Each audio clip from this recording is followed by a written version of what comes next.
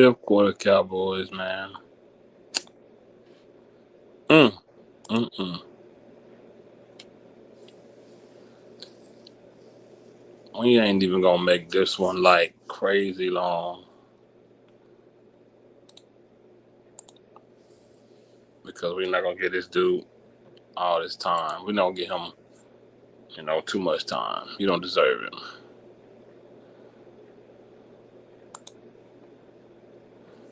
I don't know if someone typing in my comment section. Oh, there you go. Bro, you created it. I figured something was wrong. I don't know what I figured something was wrong. I don't know what I did. Hold on. I don't know what's happening. Let me post it. This is crazy. I don't know what happened, Ishan. Let me see.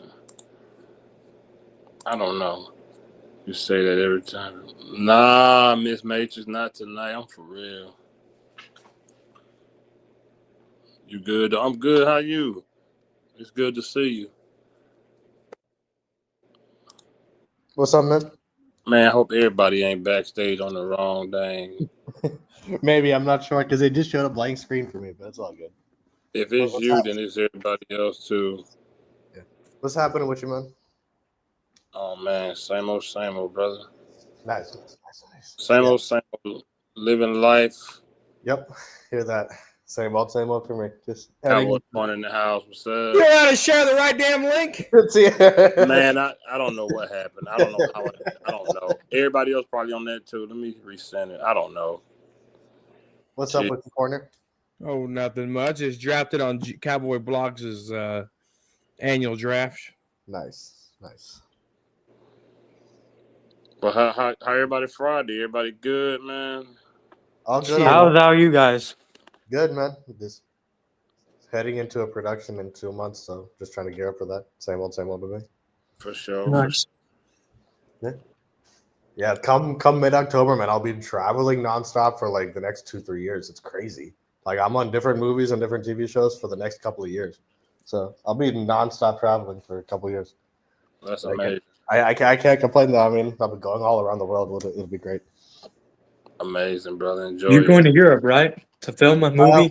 This October, I'm going to Carolina, but after that, there's a TV series that I'll go to Turkey for, Istanbul. Then a movie I'm going to Athens for. Then there's other stuff so that I'm developing and all that kind of thing. So that's at least another 5 years of stuff. All right, cool. Let's get into it. George said, "Why didn't Jerry trade him for 3 firsts? Y'all got the dumbest GM in America." Danny Savage, draft guru. What's up, Savage? What's up, everybody? Here's the thing: people are pissed off at this. I love this. I don't know. I think everyone loves it, bro, except the crybaby fans. No, but most if in the media and outside, most Cowboy fans are really mad at this, and everyone in the media is crucifying the Cowboys. For me, I love it. I think all of us love it, but I just think most of the Cowboy fans are really mad at this for some reason. We're gonna get. I suppose we got a bit more. Oh, sorry, Fifth. Go ahead. No, you good. Go ahead. I just said we're gonna get into it. Go ahead and say what you want to say. I was just saying, I wish we just got a bit more. I wish we got like 2 firsts, 2 seconds, and Kenny Clark. That would have been better. But I don't think we got anything bad out of it, to be honest. I mean, that's a lot. That's a lot, man. Let's just get into it. I'm gonna go around. Cowboys corner. Your honest, true first reaction. I think Danny Savage wanted to say something real quick. Oh, my bad, bro. Go ahead. I ain't see you. Go ahead. It's like when you go to McDonald's and you get a 20-piece nugget and you get home and there's only fucking 15 of them in the nuggets in the box. That's what the fucking Dallas trade was in compensation, what we got back, in my opinion. Okay, corner. I was asking, what's your first thought? Honestly, what's your first thought when you first saw it? When you found out it was true, what did corner think? Yes. Look at that face. Yes. Okay. Yes. Okay. I was so happy. It was a breath of fresh air. It really was. It really was. But that's what corner thought right off the bat, bro.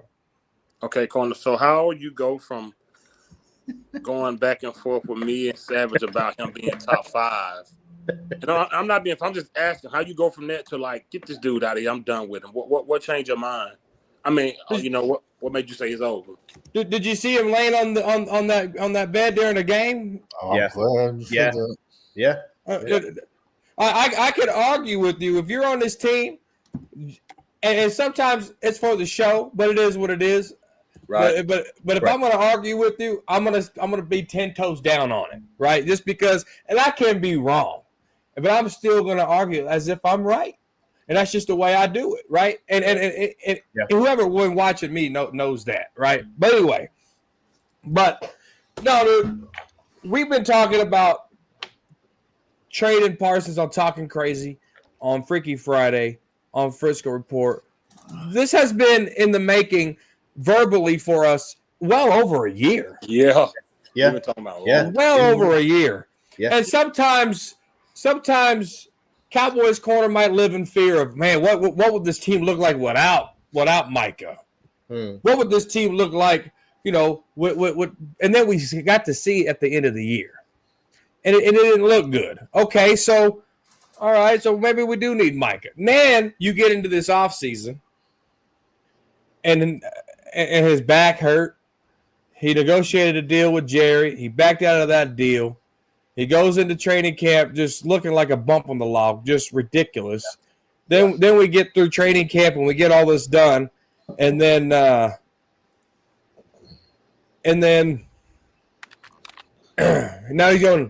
he's filing a grievance. He's filing a grievance because his 5th-year option is based off the defensive end salary and not the linebacker salary. Because if it was linebacker salary, he would make $3 million more. So he files a grievance for $3 million. This team and the head coach is distracted by media with stupid questions about why was Micah on this bed laying like this during a game? Did you see it? Did you do this? Did you do that? Mm-hmm. Look, at the end of the day, I'm just glad he's off this team. Yeah, because it wasn't about the team anymore. It was about Micah, and I didn't watch his press conference with the Packers, but I seen a picture of a goofy ass sweater and a yellow beanie. Yeah. And so when I look at this, guys, I'm gonna debate you guys 100%, even if I'm wrong or even if I'm right. Even if I believe it, even if I don't, I'm going to debate you. That's just how I roll. But this move right here had to be made. It just had to be made. The morning of the day Micah Parsons got drafted, in the group text, I said, we don't need him. We don't need him. That's what I said. Go ahead, Fifth. That's a fact, 100%. And corner always been like that. That's why I posed the question. I know the answer. But once you do something that kind of craps on the start, he done with you. I don't care how much he root for you. Yeah. Me and him went at it about D-Law for years. As soon as D-Law said what he said, corner's like, over, out. Yep. Danny Savage, the guy that coined the phrase, the Dak Prescott of the defense. When you first heard it, what did you think? Fuck him. I lost it like maybe 10 days ago when I don't know if it was a practice or we were at Detroit. When he took his jersey off and threw it in the garbage can. Now, let me ask you a question.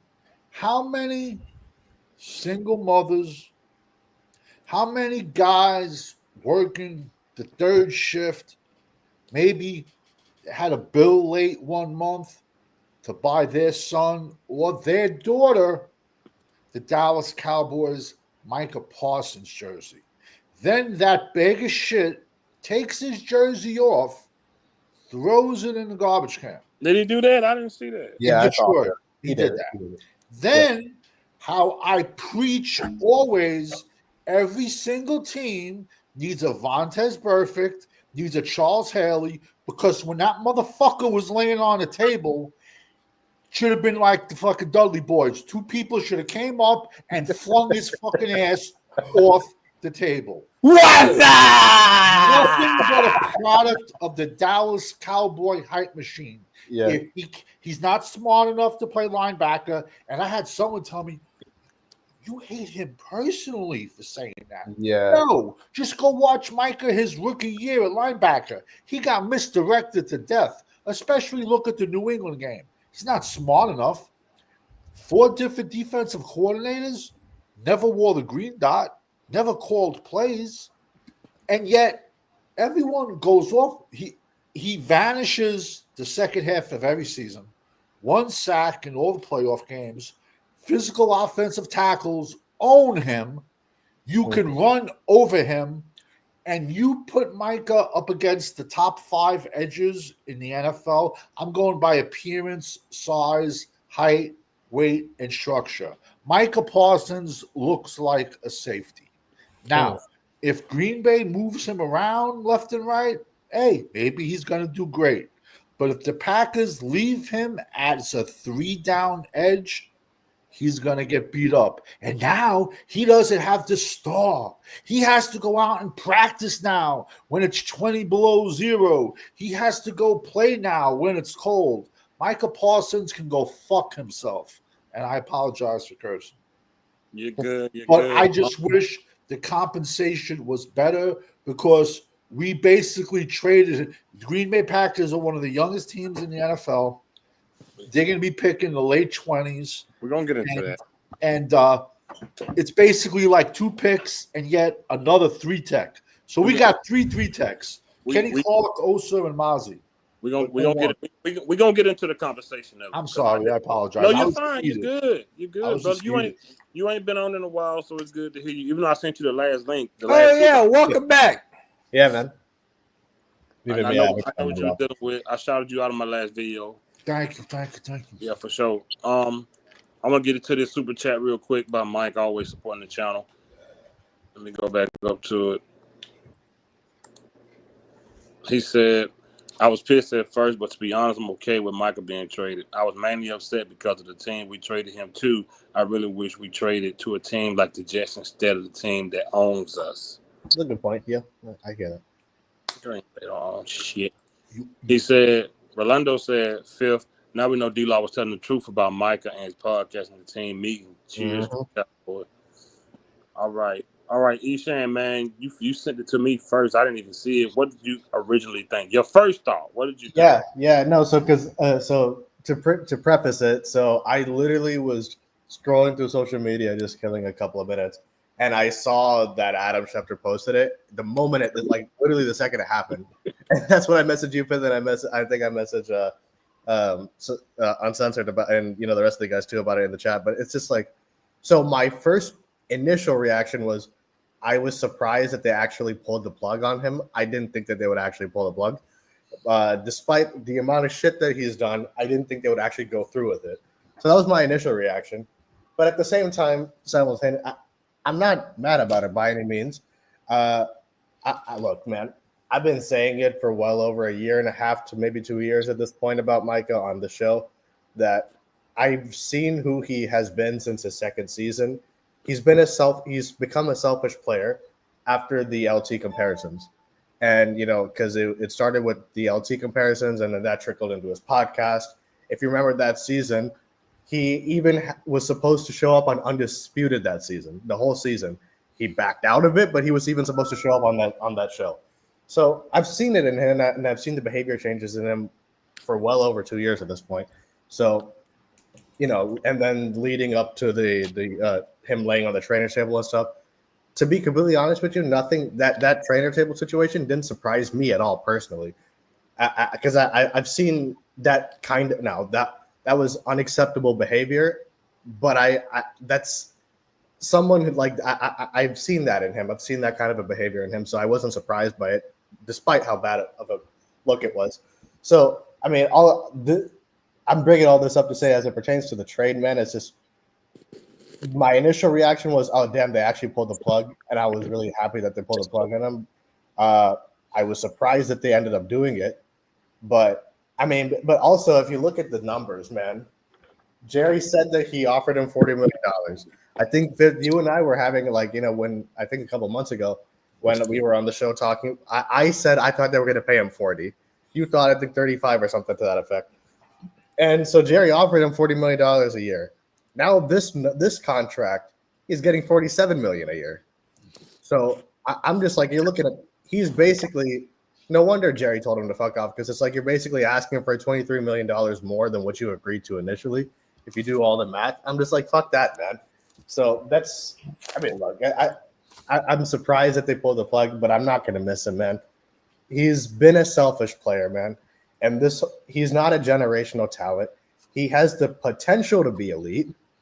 I don't see that consistency in him, and I've never seen that consistency in him. You can't name me a big game that he stepped up in. You just can't do it.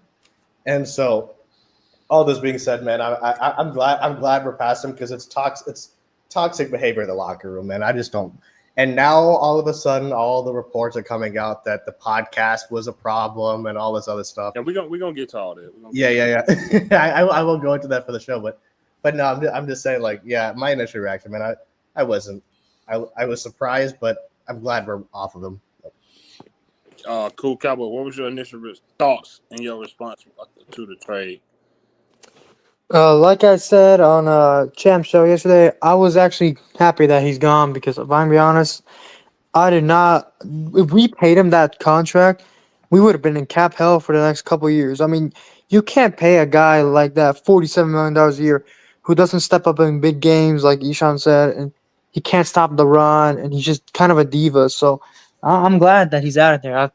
Honestly, like, yeah, that's all I gotta say. Okay. For me, like Savage phrase, the Dallas hype machine. I always said that his ego is bigger than his talent. He thinks he's better than he actually is. I've always said that defensive end, I didn't think he was really productive when we needed him to be against like true tackles that knew how to play the position. Y'all know how I stand, where I stand as far as him getting his sacks and who he got him against. Mm-hmm. I just think that you can get his level of it truly is the Dallas hype machine. You can get his 12, 13 sacks. You can find that. You can find you can find that. That's all he get. That's all he gave us. Everything else was just the name, Micah Parsons. It was just the name. Mm-hmm. The production was just it's right there within the normal defensive ends, and most of his sacks were against the Commanders in the last 4 years and Giants. And so I'm just imagine what him and Dak would have took up on the cabinet. Damn. Yeah. And CD. And so my initial reaction, I smiled. I was like, okay, Jerry, okay, go ahead. Corner brought some up, and I ain't gonna get too deep because we're gonna move it along. Corner brought some up a few months ago about what if they got rid of him, and who you compared it to, Corner? You remember? You compared it to us letting somebody else go and sign it. Randy Gregory. What was the comparison you made? I don't. So when Randy Gregory opted out of his contract and went to Denver, Jerry spun it in a way of we just signed 3 other players instead of the one guy. Right. And so that's why I've been on this campaign of Tyler Smith, Brandon Aubrey, George Pickens, Deron Bland. There's no guarantee we're signing all 4, but the future is bright for them to be on this team, And if I was the Cowboys, I would be signing Tyler Smith and Brandon Aubrey right now. Yeah, exactly. Good point. Right. Exactly. He should have been signed already. Miss Matrix said, reason I hate the trade, timing, team, lack of assets, and the why behind it. Players get traded all the time, but the common denominator is the Cowboys front office. I agree. They definitely are. All right, so, Corner, your opinion, and I don't know, because we talked about this, your opinion on the 2 first-round picks and the DT we got. Do you think we broke even, or we kind of got we got a little better with getting rid of him with these 2 first rounds and that defensive tackle? I think we broke even, and I know a lot of people that ain't a popular answer, but I think we broke even. Now I can't look in my crystal ball and see who we're going to draft, right? I can't look in my crystal ball and see how they're going to manipulate these 2 picks that we got for Parsons, and maybe go get. They gave up a 1 for Amari Cooper, right? So they're not scared to give up a 1 for a player. So I don't have a crystal ball for them to say, "Hey, we're going to give up a 1 and go get this guy." So I'm looking at all this as a whole, right? But I think the Dallas Cowboys got it right. If you were going to go trade your star player 2 ones, I mean, what more can you ask for? It doesn't matter where they're really at in the draft. It really doesn't, because you got, if the Cowboys suck, you can get your early pick, your star player, and you can go get your later pick all in the same day. Right. All in the same day. Yep. Right. Now, if the Cowboys are good and your Cowboys are sitting there at 21 and the Packers are sitting there at 22, then I can see the argument. But if we're projected to be the 9-8, 6 and whatever it is team, 6-11 team, then I like the spread, because you can move up, you can move back, you could do a lot of things. You could do a lot of things with those draft picks. Possibilities are endless. So you think we broke even? The second part of that question, what you feel about the defensive tackle? You think he helps the team, man? Oh yeah. Kenny Clark, phenomenal player. He's relentless. He knows how to. He can go up with the best of them. He said it himself today. I think our team just got better, just with Kenny Clark in the middle. We've been asking for somebody to plug right next to Osa, and we finally got it. Okay. Danny Savage, you smiling, draft guru. All right. Guy, these first 2 picks, I want you to go there first, and then the defensive tackle. What you think? All right. Dallas was originally the team 30, 40, whatever years ago that came out with the chart of a value of every single draft pick from round 1 to round 7. Right. These Green Bay is one of the youngest teams in the NFL. They're going to be picking in the late 20s for the next 2 drafts. These 2 draft picks are going to have the score. These are basically 2 early round 2 picks. Secondly, Dallas is horrendous picking at the end of round 1. And in the last 20 years, we've only picked 3 decent players in round 2. So we got fleeced completely on the 2 number 1s, because, like, even let's say hypothetically we're picking 8 and that other one's 25. You think a team that's picking 5 is going to take your 8 and the 25th overall pick, 26th, 26th overall pick in the draft? Right. Value-wise, they're 2 second-rounders. Unless Love gets hurt, has a bad year, I don't wish anyone getting hurt. So, in my opinion, those 2 ones, we traded him to a team that has, let's think about this. Green Bay Packers have more playoff wins in Dallas Stadium than the Dallas Cowboys do. Yeah. So now, yet we trade him to them. We get 2 ones that are crazy late. And then we get a 10-year veteran defensive tackle who's a 3-tech. Yet we just paid fucking Osa $100 million to be a 3-tech. So now we got Kenny Clark, 3-tech, Osa Odigizua, 3-tech, Maxi Pad, 3-tech. So what are we going to have? Fucking 3-techs all over the field? Yeah. He's a 3-tech, and he's in the league 10 years. So let's be honest. At best case scenario, what does he have? 2 years left? 3 years left? And you don't think Kenny Clark sitting next to Osa, who just got $100 million? Now we got to pay Tyler Smith. We got to pay Aubrey. We got to play Kicker. We got to play Bland. We got to play Pickens. You don't think Kenny Clark's kind of have his hand out? I did not like the compensation at all. That was my only complaint. Micah, I could do without.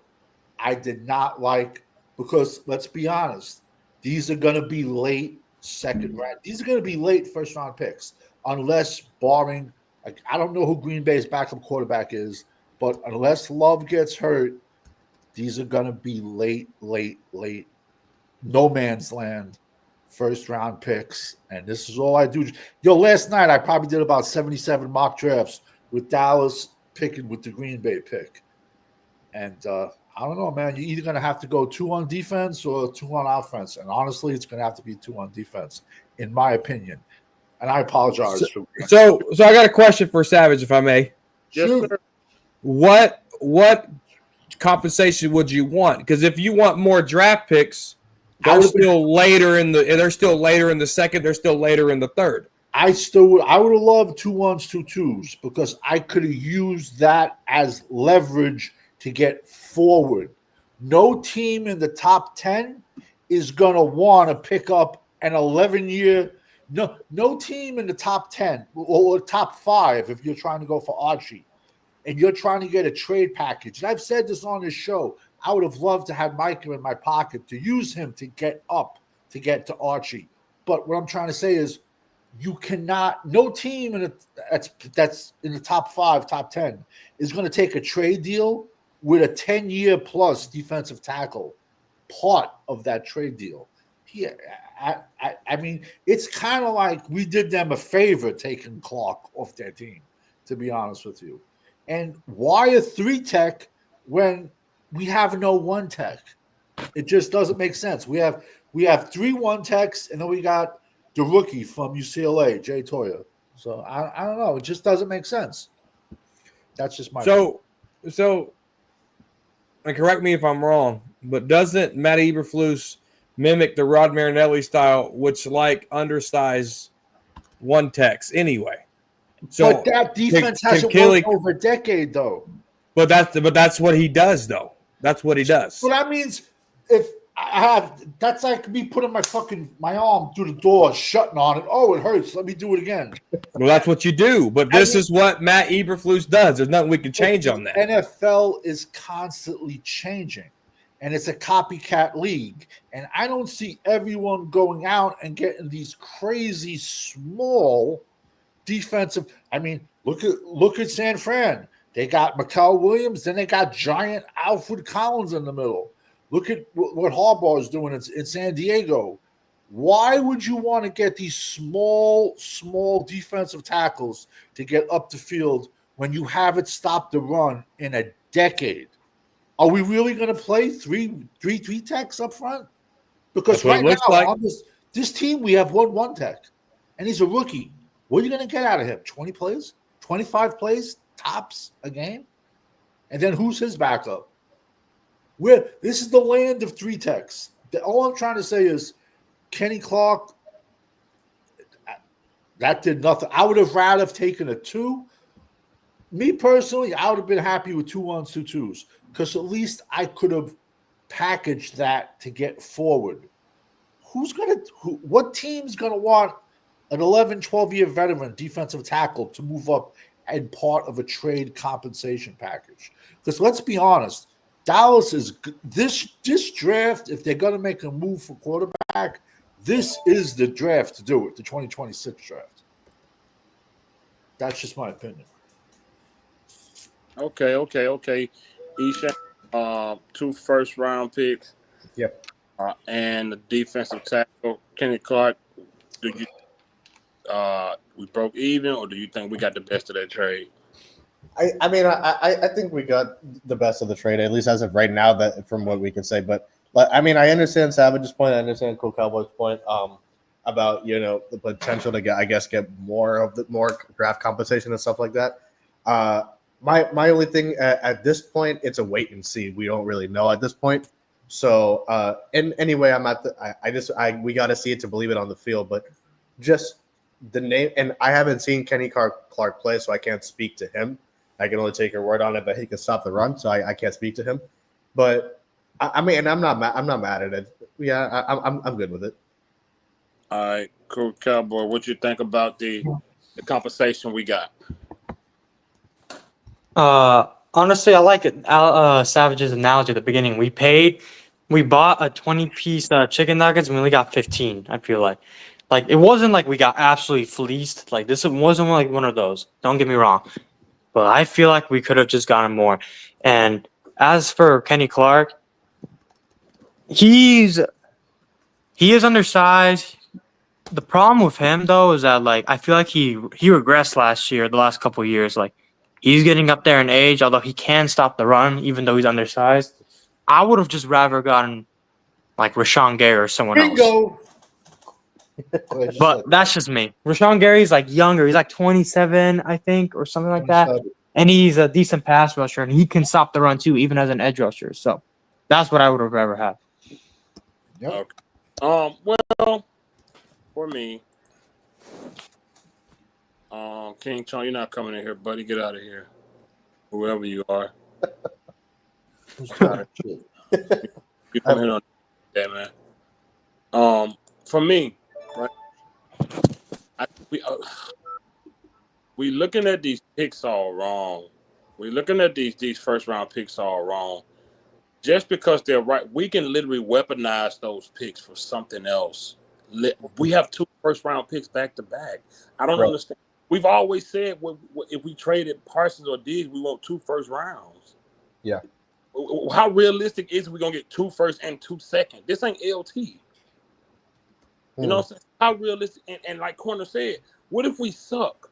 That's a top 10 first round pick and that. Right. So in the top 10, it's hard to go wrong there. And then on the back end, you still can package that up to something. You can weaponize the whole 2 first round pick to anything. Yeah. That's how I'm seeing. I'm not looking at it this. All right, we got these 2 first round pick. We picking late in the round, y'all. Ain't gonna be nothing there. Who says we're gonna use it for that? We got weapons on top of already. We already gonna pick in the first round anyway because we gonna stink. And on top of having more weapons, you mean to tell me we got one pistol for 2026 first round and another one over here for 2020. We can weaponize it. The defensive tackle, I don't know much about him. I asked my brother about him. My brother pretty much had the same thing. Savage said, like, why we got all these 3 techs up front? My brother said the same thing. Undersized dude. But he said before he got hurt, he could stop the run. I don't know. But I'm specifically more on the picks. I have no issue with where the picks at. They're first rounders. Somebody are going to need that. Is going to need that for something. You know what I can see Dallas doing with that second rounder, with the first rounder, with Green Bay's first rounder. Someone's gonna trade up. Dallas is gonna trade back to recoup the 3rd round pick that we gave up for Pickens. Watch. Remember, you heard it here. But see, that's I feel like that's I feel like that's us putting failure on it because we're not happy with what it was. No, that's just saying we don't have a 3rd round pick. I know, and they have an extra second, could maybe move back 10, 15 slots. But Savage, but when we traded for Pickens, you were so mad that we had a 1-year rental and gave up a 3rd round pick. And that was before. Now we traded Micah, so now we got a 1st round pick, and a 2nd round pick. That makes that 3rd round pick look a little better because you're still getting 3 top 100 players in that draft.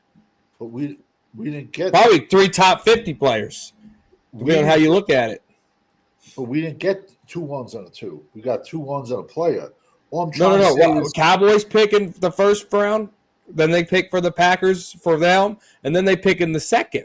So we got 3 picks in the first in the top 50 of the draft. I understand that, but then we still had that 3rd round gap there of a lot of players are still going to be talented right there.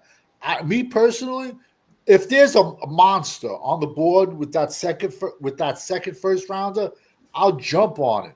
But I'm just trying to think of forget Jerry Jones. He doesn't fucking know what day of the week it is. I'm trying to fucking think of like Will McClay and Steven and all the fucking Joneses kids with the fucking iPads running around the draft room. And I'm seeing and thinking in their eyes, yo, we still got no 3rd rounder. And look at the last 2 drafts having no 4th rounders, how that hurt us. That's just me going through my head, trying to think ahead. But if there's a monster there. What's happening, What's up, Champs? How are you? What's up? Hey, guys. How y'all doing? I know you got to do your thing in the morning. Let me get 2 questions we've already asked, Champ. First question is, what was your first thoughts when you saw Micah got traded? You should have done 2 years ago.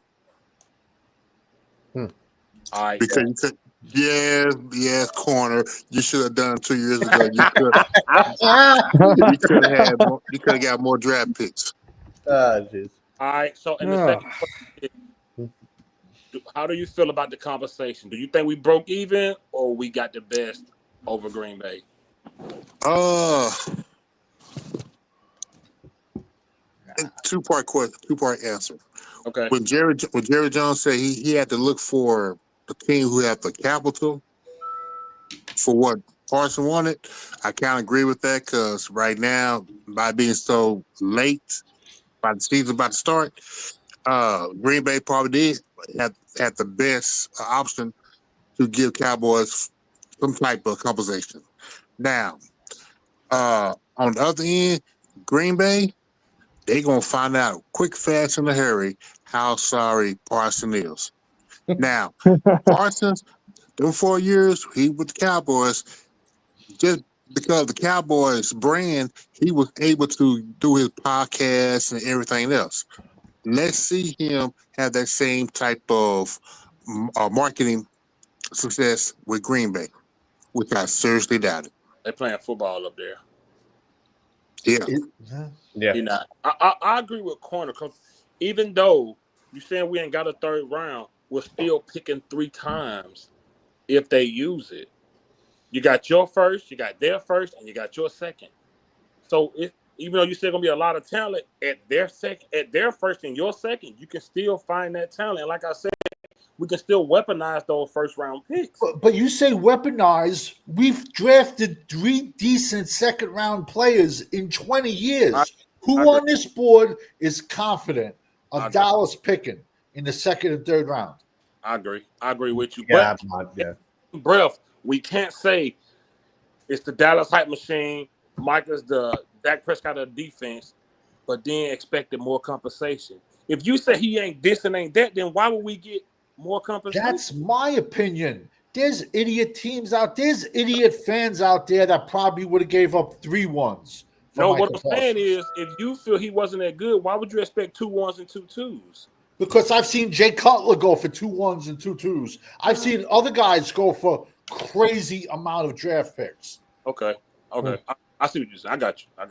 Quarterbacks are different, though. If New England was making this trade, if San Fran was making this trade, if any other group, a top 5 team in the NFL was making this trade, they would have got better compensation.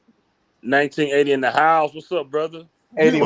What's up, 80? Does anyone think Jerry Jones knows who Kenny Clark is? He doesn't fucking know who Dick Clark is. Kenny Clark in the 2016 draft. Kenny Clark on the league board was their 26th best player. But does Jerry Jerry knows who Dick Clark is? He doesn't. Yeah, no, he doesn't know who he is. No, he probably forgot about him, bro. Low key, he don't remember that much. He's good, Grandpa. I'll take him. 1980. The first 2 questions I asked was the first question is what's your first thought when you saw that it was official that he was traded? What did you first think? Let me tell you, this is 1980. This is Jerry Jones speaking. Be careful. The Dallas Cowboys. We've mutually decided that let me tell you, we've mutually decided to part ways with old Micah.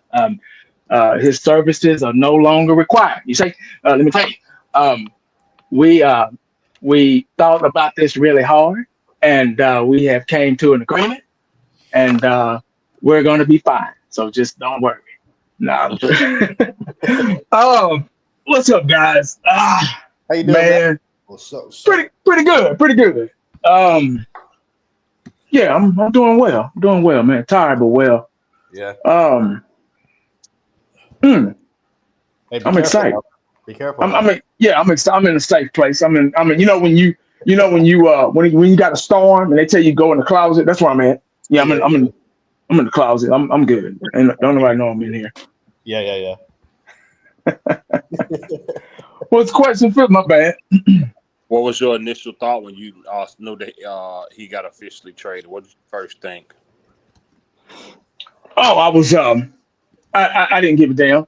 I was at the store. I was doing more important things with my time, and I didn't have any emotion at all. Just like now, I didn't have any emotion. My face was emotionless. Everybody was ringing my phone, and my wife was calling me, telling me about, did you hear? I'm like, yeah, I heard, but let me call you back. I got better things to do. I'm not we're gonna move on from here. Yeah, we all saw this coming. I mean, it's been back and forth. It's been this is a circus, and it's been they're gonna get rid of him. It's been everybody on here. We've all been back and forth about the situation. That's why there's so many. That's why there's so many mixed emotions about it. Because we've all been back and forth with it. We've all said in the past, whether it was a year ago or 2 years ago, they're gonna trade him. I even made videos about the Herschel Walker treating the situation like Herschel Walker, some time ago. And everybody thought I was crazy and losing my mind, but I didn't really have any emotion, and I still don't. I just this is a part of it, and with his behavior, I saw it coming a mile away. I saw it coming, so it is what it is. Hey, the second question was with the 2 first-round picks and the defensive tackle. Do you think we broke even, or we got the better out of the trade? Oh, that's premature. We don't know that yet. Y'all know me. Y'all should know me by now. I'm all about performance. I got to see it first. I'm no longer doing that. I'm no longer going to do myself like that. I respect myself. I respect myself too much to try to visualize something ahead of time. This guy Clark, I don't know him. I'm not going to get up here and say, "Oh, he's great" and all this stuff. I'm not going to do that because I don't know him in a cowboy uniform. A lot of players tend to go into the abyss when they come here. So hopefully he won't fall into that trend. I have to see it. We got 2 number ones. A lot of people thought we should have got more. A lot of people think, oh, that's good enough, because he wasn't that good. We got to see that draft. We got to see that draft in order to judge it right away. There's no way we can, humanly possible. There's no way we can judge this right now. It just happened yesterday. It's way too premature. There's no way you can do it. I mean, it's okay to have an opinion about it, but to be right about it, there's no right answer when it comes down to that question. Regardless of what I think, I mean, they got 2 first-round picks. Hell, it could have been less than that. At least they got that. But it's up to them to go out there and figure out how to use those first-round picks. And we all know, we've all complained. Don't get on here and act like y'all don't know how Jerry and them and Will McClay. We was all talking shit about Will McClay just yesterday. But all of a sudden, everything's okay. Though now we got the 2 first-round picks. Y'all know these stupid motherfuckers don't know how to draft right. So we don't know if they're gonna do that right. You get what I'm saying? So we got to get there. That's why I keep saying, everybody just sit back and chill. This is another thing you got to sit back and chill and wait and see. I don't give a damn if the guy was walking on the field and all that shit with the guy, man. Say, man, he got to play. I got to see performance, man. I got to see results. That's my word, results. And once I see that, then I can get those questions asked to me. Then you can, next year, ask me these questions next year. Ask me after they draft the 2 first rounds. Then ask me these questions. No offense, I love y'all to death, but don't ask me these questions right now. I think we need to wait and ask those questions then. But it's good for discussion right now. It's all good. But go ahead. I'm good.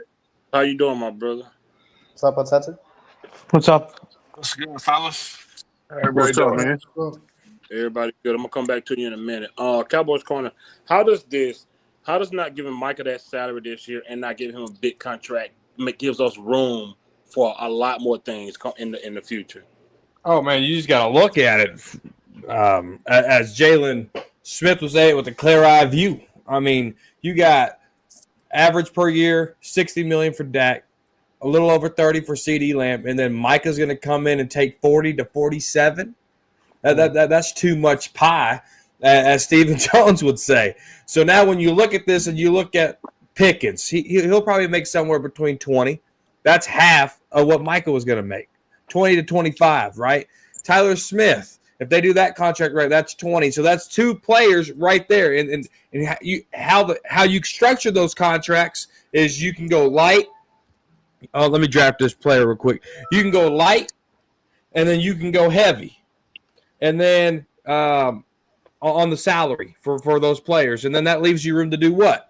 Sign Deron Bland, sign Brandon Aubrey. So you can literally get, just like the Randy Gregory effect, you can go from 1 player to 3 players. In this case, you can really do one player to 4 players. If the Cowboys really sharpen their pencil, they can really get this done. Now, I don't know if they'll do it. You know, they got Siobhan Revel in here. They drafted that guy. You know, do they really still buy into Diggs? I mean, there's a lot of things that go on of who's they're going to sign, but now the possibilities are endless. Now it's endless because if they like to sign their own, this opens that up. I'm not going to talk about, next year we can go all out in free agency. That's not what the Cowboys do. They can sign their own now, and that's why it's not signing Micah was a big part of that pie. Okay. Understand. So, what was your initial thought when you first heard Micah was traded? Nah, it's the same shit I always say. They will find somebody else. This is football. Everybody can be traded. Yep. Everybody's tradable. Micah Parsons made himself tradable, and Jerry Jones traded his ass. I have never been attached to any player on this team, man. They can all go. And the way he went out was fucking disgusting. And Green Bay can deal with his whiny, sorry, diva, bitch ass, man. I have never went scorched earth, except for DeMarcus Ware and now Micah Parsons. Fuck them. I don't care what they do in the rest of their career. I can care less. As far as I'm concerned, it doesn't matter. Micah Parsons, when he was out of a game, the defense allowed 30 points.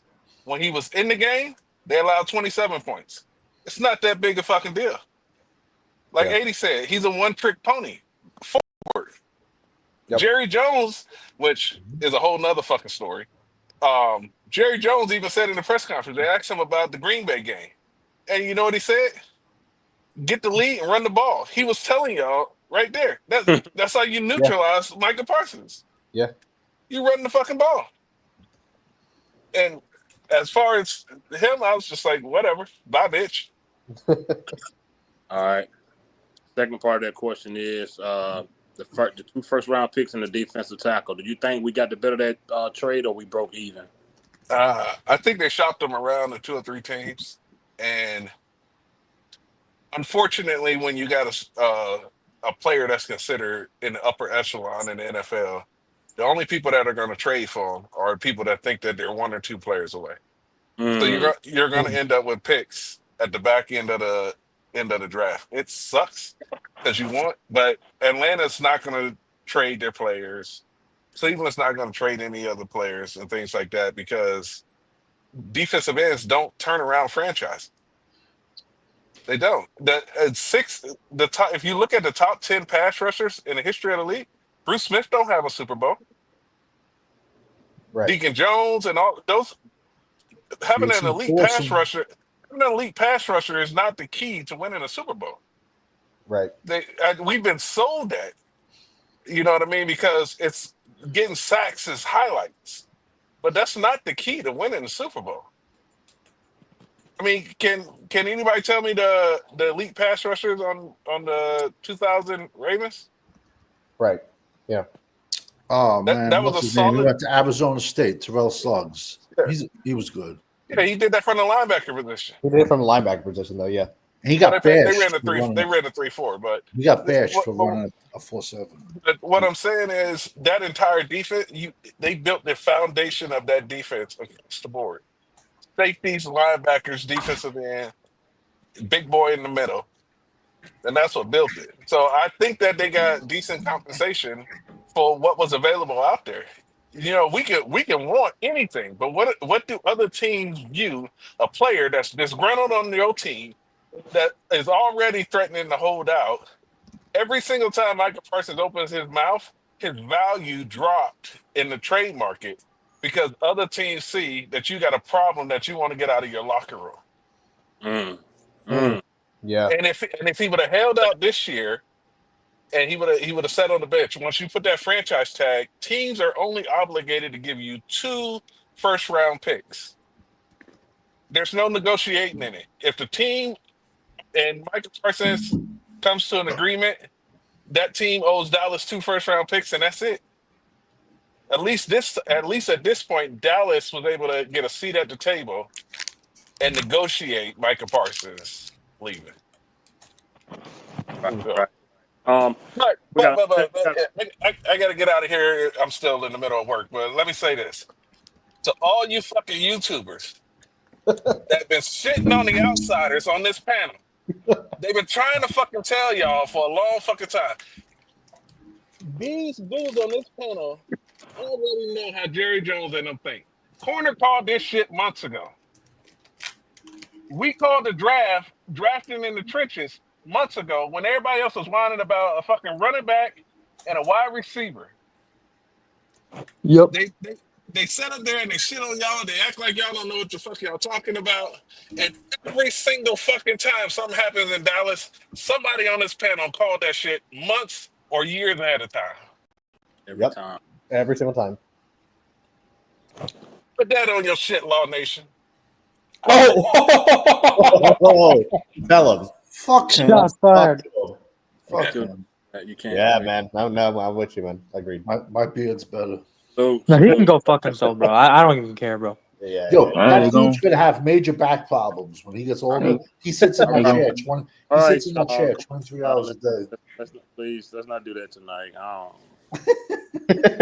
Yeah, because they're gonna blame me. So y'all come on now.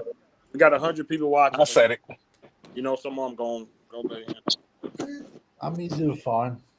Salute to everybody watching. I appreciate it. Sensor, you done or you still spilling? Nah, that was it. Okay. Salute. Man, so Danny Savage, let me ask you this. Do you think without them now, because you know, let's see, Izaraku, Dante Fowler, Sam Williams, all these guys, what we got now. Do you think now the focus can be better as far as getting everybody where they need to be? Do you think him being gone will actually help us out?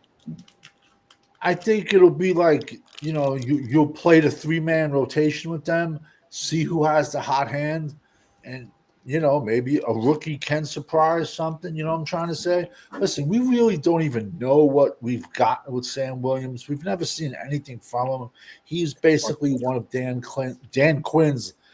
He's probably Dan Quinn's. Him and Bland are probably Dan Quinn's only leftovers on this team. But ironically, it's Sam Williams last year. If this doesn't light a fire under Sam Williams' ass to get to the pass rusher, I don't know what will. I mean, listen, I do like Donovan Izaraku. I did have like 5 edges ahead of him. He is on the small side, but what I just don't like is the fact that we're going to have 3 techs in the middle and our edges are, let's be honest, our linebackers are bigger than our edges. And I just think that's a bad combination. But you know the game, though, Savage. Can Kenny Clark, can he stop the run, though? Even though can he stop the run? Is he capable? Okay, who was Kenny Clark's 1 tech next to him in Green Bay? Okay, take the names. Can he stop the run is what I'm asking. Can he do that? Got to see him play. I got to see him play. But I don't understand why we, in this trade, why we picked up another 3 tech. That's what bothers. That's what doesn't. How can that make sense to anyone? And a 10-year veteran 3 tech. So we traded a young cat for 2 1s and an old man. Oh man, that's a lot. I'm just being honest. Kenny Clark might come out and have a great year this year, but on top of it, we got him for a position where we just paid also $100 million. I thought he was the man, so now Kenny Clark's the man. That's why Dallas is as the stomach turns. It's a different storyline every single day. Next year there's going to be a new defensive coordinator, so this is just like. These guys ain't even going to fit next year's DC. And how are we going to draft for that? And I blame this on the organization. How do you draft when you have a new defensive coordinator every single season? You can't. So, okay. Champ, let me ask you something.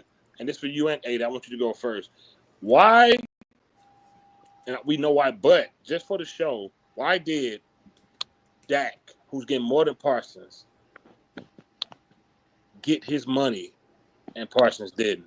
Even though Parsons don't, is considered a better player. Why did Dak get paid and he did? What's the? Because Jerry Jones, him, Steven, and Will McClay panic, and they don't know how to develop quarterbacks in the past. So instead of them just trying to draft for quarterback, they went on overpaid Dak because they thought that Dak would be the short-term answer, and he's not. My opinion. 1980. Why did we pay Dak a good contract than we were going to pay Parsons when Parsons might be considered better for the team? That's easy. Dak, company man. He say the right things in the interviews. He's a company guy. He was quiet. He went about it a different way, I hate to say it, but a more professional way than Parsons. Parsons got the podcast. He ran his mouth. Jerry Jones and company don't like to hear people run their mouth and tell the truth and all that stuff. They don't want to hear that. So you got to go. Once you start talking like Dez, you got to go. Or Cole Beasley, you got to go. So that's what it really is. Dak is a company man. He says all the right things in the interviews.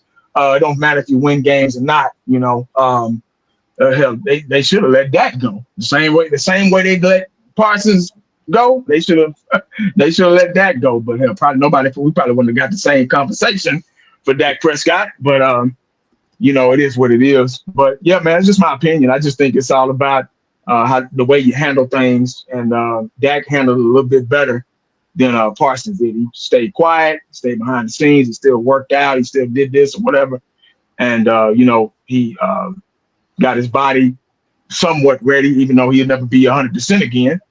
And he went on the sideline pouting and laying on massage tables and talking, running his mouth in podcasts and stuff like that. So that caught up with Micah. I think that was the last straw with the whole on the sideline not supporting the team. I think that was the last straw with the Joneses, and they said, "Oh, we're gonna move on because he don't want to be here. We're not gonna pay anybody that doesn't want to be here." Yeah. So that's just my opinion. I mean, it's probably more than meets the eye. Pretty sure there's a lot of other underlining things that we'll never know about. We'll probably find about later on social media or something. But right now, I just think with that question, I think that's an easy one.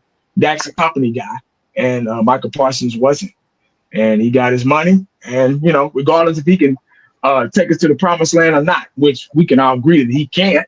But that's what it is. I think that's my opinion about it. Come on in here and give me your opinion, blog. Cowboys corner. Was this trade business or personal, Jerry? Good question. It was very personal.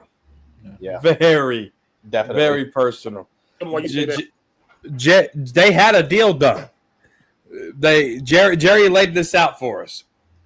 They were going to talk about leadership. Then they started negotiating a deal. Micah left out of town on a trip. Micah called Steve and Jones back and said, "No, I want these type of numbers. I want these type of guarantees." They said, "Cool." Micah said, "I'm going to fly in. I'm going to go sign." And then Jerry said, "No, get a good night's rest. The contract will be here in the morning." All right. So then the morning comes. Micah and his agent goes, "All right, we're ready to negotiate." Jerry said, "What did we just do?" Yeah. What did we just do then? So then after that, the final nail in the coffin was the agent finally went to Jerry earlier this week, and Jerry said, "Either you play on this 50-year option or your ass gets traded." Yeah. And so that moment right there, Jerry said, "I'm not negotiating with you. I know how you play. You're childish. I told Michael Irvin to invite you into my office. I don't want your agent here. We negotiated without your agent. Why is your agent in this business now? We did it without him. Now you want to finish with them? That's not the way we do business. That's not the way I do business. So Jerry absolutely took it personal because he tried to bring in the lawyer at the last minute. Jerry's old school. I don't care if it's right or wrong. This is Jerry's way. And if you didn't want it in the beginning, you shouldn't have played with the ball. You should have said, nope, Jerry, you got to talk to my agent right out the gate. Micah decided he wanted to play big balls, and his little balls shriveled up, and he said, go talk to my agent. Yep. Okay, so it's very personal. I like that. He's saying, brother, I got a question for you. What's up? I don't know the total sack count with the team as a whole, but do you think without Micah that teams will now focus more on passing when they play us? Focus on passing over stopping the run, you mean? No. Do you think offenses that we play against focus more on passing now that Micah's gone? Because they knew they could run on Micah. Right. I think now they will focus on passing more now that he's gone. What I'm saying is, do you think they will respect our pass rush less? Yeah. No, I get what you're saying. I think that's definitely a big possibility. I mean, I can definitely see that being the case. But at the same time, though, I still don't think that they respect our running defense either. So I think, I mean, even with me, it's like our running our run defense. It's a thing that we have to see it. I have to see it to believe it. You know what I mean? And I think it's to be determined how good or bad we are at stopping the run. So I think even though teams are running at Micah, I think, to your question directly, I think they'll still try and ground and pound the football. But I think it'll be in. It's tough. I think that they won't respect our pass rush. I do agree with that. So I can definitely see there being an emphasis on passing the ball, but I don't think that means that they're just gonna not run the ball completely either. Do you know what I'm saying? So I think it'll be a mix. I think it'll be a mix of both. I'm trying to think about this too right now. What do you think? I'm trying to think out loud. I think when you take Micah away, that does create a certain level of comfort because he's still a fast guy, and teams don't have a lot of time to pass when he's out there. So they mostly ran on us. A lot of his sacks came when the quarterback was bouncing, looking for somebody, and Mike would come up behind or something. But most success was, during a pass play. So I do think that offensive coordinator will be a little bit more relaxed now. No, that's true. I see what you're saying. Yeah. Team unless D-Rock, like Champ gave him the name, unless D-Rock out and Sam Williams step up, unless these guys can be something else, and and I'm gonna tell you who a big part of this now is Eberflus really has to show us something. Agreed. He has to. Eberflus has to show us something. Facts. Your quote-unquote star is gone. You got a bunch of guys that are rotational. You have to show us that you know how to coach. Yeah. Because it's going to take some coaching with these names. Yeah. It's going to take some coaching with these names. Your linebackers are solid. But if that front ain't holding up, then that linebacker ain't going to look good either. Right. Domino said. He has to coach now. Yeah. He probably is a little bit nervous now that guy is gone. Now that his speedster is gone. He probably hoping and praying Overshawn can come back faster than they saying he is. Because now he got to show us he can do something with that front. Like Champ been saying, Savage been saying, our front is undersized. They be lying about Mozzie weight. Osa not look. He's jacked, but he don't look like a DT. He's jacked to hell, but he just don't look like a DT. And they're small. Yeah. They're small. So you got to be a real coach now and show us why everybody bragging on you what you did in Detroit, which was eons ago. Probably about 50 pounds ago for me. You got to really show us that you know how to coach these guys that some people say are just names. You got rookies. You got Dante Fowler, who's been around how long? Forever. You got Sam Williams, who ain't played a full season yet at that position. It's a lot of players out there. You got Mars. We don't know if he's going to be active.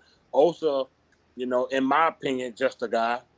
The Kenny Clark guy, I don't know. A lot of people in the chat saying he ain't good anyway. Then somebody put in the chat his run stop stats. It was horrible. where he ranked at run stop. So I don't even know no more. So all the Eberflus guys, corner, he got to be a coach now. He got to be a coach. You know. Go ahead, champ. You got it. I'm gonna say this. I'm gonna head it out. I'm heading Okay. out. With the way our defense is, with what we know about Dak Prescott, I'm nervous about the run the game. Me too. Yeah. I am. I'm nervous. Don't be. Because how long can Williams hold up? You know, Blue injury prone, Williams injury prone, Al Sanders old man, but yeah, run the ball. It's gonna be a key in determine if the defense is gonna be rested or it's gonna be a bunch of 3 and outs. It'll be bad. I think our defense will be bad. 80. Yeah. Is there another? Bye. Oh my bad. You out, champ? All right, champ. Yeah, I'm out. Take it easy, man. After 80, anybody else can answer this. Is there another defensive scheme for smaller DTs that we can do? Like, is there something else we can do? Like, besides the 4-3, what is there anything else that caters to smaller defensive?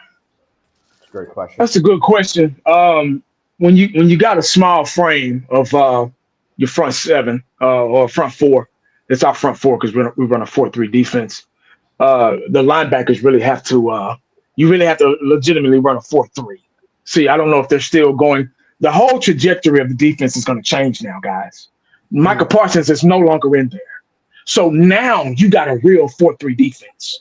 Now, with Overshown being hurt, I think you got to you got to run. Overshown is that wild card. He's that X factor guy. He's that hybrid guy that he's tough enough. He's built like a safety, but he's tough enough to play linebacker. Do I like him playing linebacker? No, I think that's the reason why he's been getting hurt a lot.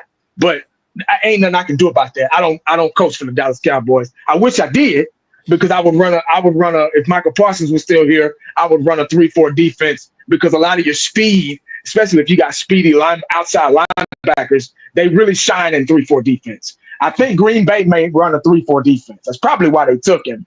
I'm not sure though. Don't hold me to that. But when you have, I think we're really stuck because there's really, especially running a 4-3. 4-3 is based off of power. Your front 4 is pretty much has to do all the work. Then you got the linebackers that maybe go and spy or maybe seam the flats. It just depends. Bring the safety up. We don't have not Overshown, but we don't have a strong Darren Woodson type safety that can come up in the box. See, that's where you speed. You come into a 4-4 defense then. Dallas Cowboys don't like to change like that. They like to kind of stick with their guns when it comes down to the 4-2-5 and all that stuff. But I don't know what this defense is going to look like. Nobody knows what this defense is going to look like now that Michael Parsons is not in there no longer with the Dallas Cowboys. So it depends. Now, like you just said earlier, now he's got to really, really coach because he don't have a lot of talent out there now. He ain't got no dogs out there on defense. I'm talking about dogs, guys. I'm not talking about guys that's just good enough, I'm not talking about guys being traded from another team that they did this over there. And I think he's going, no. We don't know anything yet. Everything is premature right now. A speedy defense to me is a 4-2-5. It is a 4-2-5. That's why Quinn ran it, because he likes those hybrid guys that can play multiple positions, get more speed out there. But we don't have that. We don't have that person. I don't think we had that kind of personnel, especially with Overshown being hurt. You know what I'm saying? So there's so many things you can get away with with the amount of talent that you have on the field. Talent really dictates what you can run. Talent really dictates if you can run man all the time in the secondary, or cover 3, or cover 1, or cover 0. Talent really dictates your linebackers. If you can have three linebackers or 2. Talent really dictates your front 4, or it could be a front 3. You know what I'm saying? So it just it could be a 3-4 over, a 3-4 under. It just depends, man. It depends on the talent. We really, and that's why I say everybody hold still, even after this trade, even after this Michael Parsons trade, now we really got to hold our horses and get our recliners out and sit back and watch all this unfold and open up because we don't know anything now. Yeah. All we know is Tampa 2. Eberflus is a Tampa 2 guy. Tampa 2 is a strong defense, but bend don't break defense at the same time. It's a contained strong defense. So Tampa 2 is like it's another version of Cover 2, but you can do multiple things and audibles and things with it. It's designed to stop the run and the pass. You get what I'm saying? So now they got to figure out. Okay, well, we almost ranked last in defense, total defense. I'm talking about run and pass. We were almost last, I think, 2 or 3 years in a row, if I'm not mistaken, corner. But now they got to figure out how they can use guys, where they're going to plug guys in. So that's really a tough question to answer. You get what I'm saying right now? So they just got to figure out what they're going to do, man, and how they're going to plug guys in and, bring who they're going to bring in to cover, that role. I'm not saying Michael Parsons had a big role because all he did was blitz. That's all he was designed for because he was so undersized, Yeah. So now they got to switch everything up. That's all. I don't know if I answered your question, but I think you did, and you made a really good point on the 3-4 under, because I think on the 3-4 under, that's where Kenny Clark fits.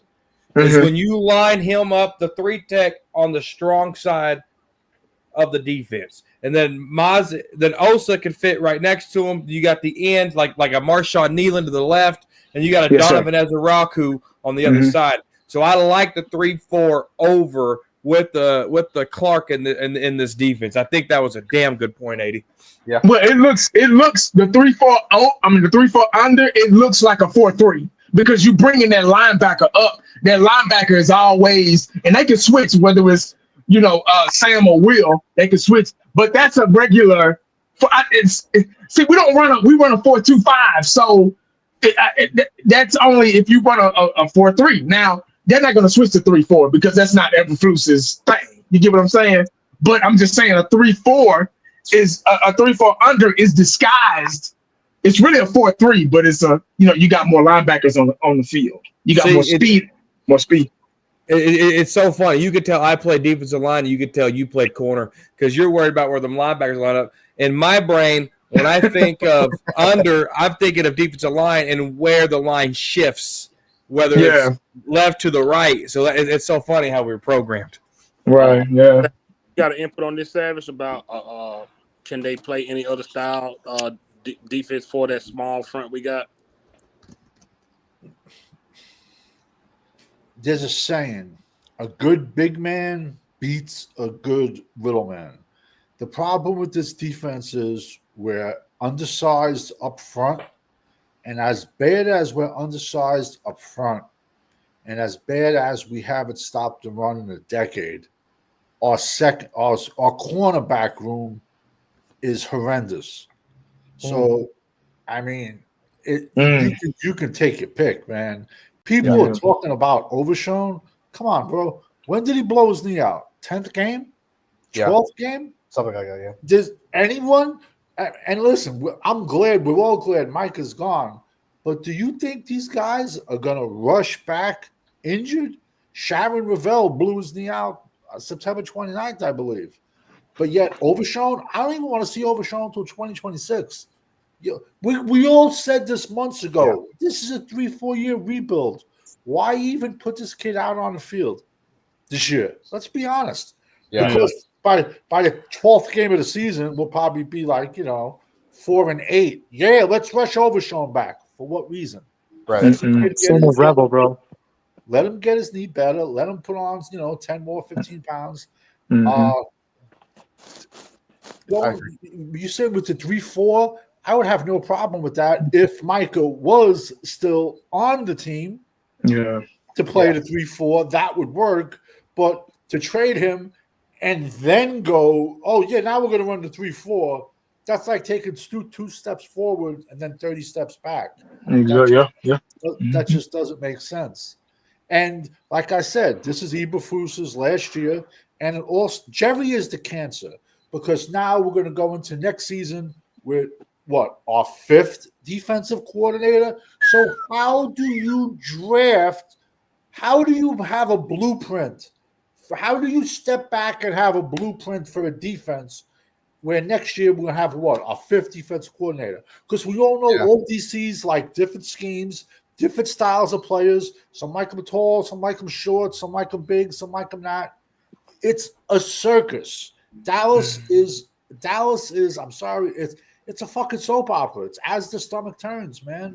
There's no continuity. There's no one that says, this is the game plan. This is what we're going to stick to. These are the guys that we want. How can you say these are the guys you want when the defense is changing every single year? It's impossible. Okay. Cool Cowboy, man. Now that this guy's gone on defense, who do you think will take over as leadership, as the leader of the defense? Now that Parsons gone, Leader of the defense. That's a good question. That's tough, man.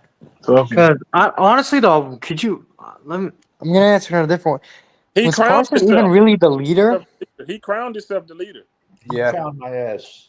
Because I don't think he really was the leader, bro. If I'm gonna be honest. No, With but you. he crowned himself there. Yeah, he When crowned left, himself as the Yeah, fucking. and I can say I'm WWE champion tonight too. You know what I'm trying to say? You don't know I'm not. Who crowned himself as the leader? Micah did. Micah. Parsons. He crowned when D-Law left. He crowned himself the leader of the defense. But he's been saying that even when D-Law was here too. Yeah, and he You know, walked if us- Overshown, I feel like Overshown can take over the That's leadership spot. That's what Corner said today. But it's hard to be a leader when you're not playing. yeah, it's hard to be the leader on crutches. But that's what I said too, though. I said if he could be healthy, That's the thing. he will be the leader. If he's healthy, yeah, I agree with Corner on 1,000%. If he's healthy, he should be the leader. But since he's not, I don't know who else. I don't know anyone else in this defense who has leadership capabilities. They have to go prove it to me. They have to go prove it because it's been a while. I feel like since we had a true leader on the defense. And I don't want to hear people saying, Sean Lee. yeah, exactly. Yeah. I don't want to hear nobody say about DeMarcus Lawrence. He was not a leader. I don't care what nobody says. No, He yeah. was not a leader. The last leader we had was Sean Lee, and that was a while ago. That he was last on the team in 2020. So Hey, that wasn't a while ago. I miss the league. Well, technically, the middle linebacker who calls the plays on defense is Jack the right Sandberg. linebacker. He's supposed to be the leader of the defense. Supposed to be the middle linebacker because they control and they call the plays. They make the audibles and all that stuff, and they tap the butts of the defensive to scoot up, move over to another tech and all that stuff. So technically, it should be them, but we don't run a traditional defense. that would be Kenneth Murray then, and you're saying, No, it'd be Jack Sanborn. oh, Samuel, yeah. But the problem with Sanborn is, and I like him, he has nice size. His only issue is he only played 17 games in Chicago. He was always hurt. But he has good size. He has good size. In Michael's Green Bay press conference, they asked him about the second opinion. Michael said, no back issues. Physically, I'm great. Yeah, of course he did. Fucking punk ass motherfucker. 188 million reasons. Exactly. Is he going to still have his podcast over in Cheeseland over there or not? He is. That's the kind of guy he is. No He back will. issues. Physically, I'm great. I'm glad this dude is gone, man. Yeah, man, I told you he's about Oh, clown, bro. Hey, Phil, you got a super chat.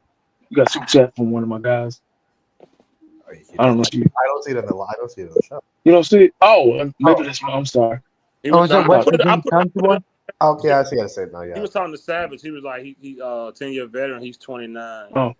Okay, my Okay, bad. my bad. 9-year veteran. My bad. Yeah, I I put it. apologize. I was off a lot. Yeah, No, this is his 10th year. You had it right. No, yeah, you're right. Yeah, it's his 10th year. I'm right even when I'm wrong. No, I'm just joking. that Rolando. That was a disgusting time. Those were the kids that came in before the C word. They thought they grew. Now we have 25-year-old rookies.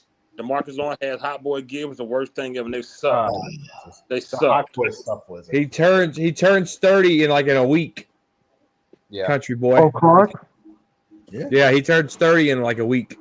Let me tell you something right now. Wisconsin do not care about their podcast. They don't care at all.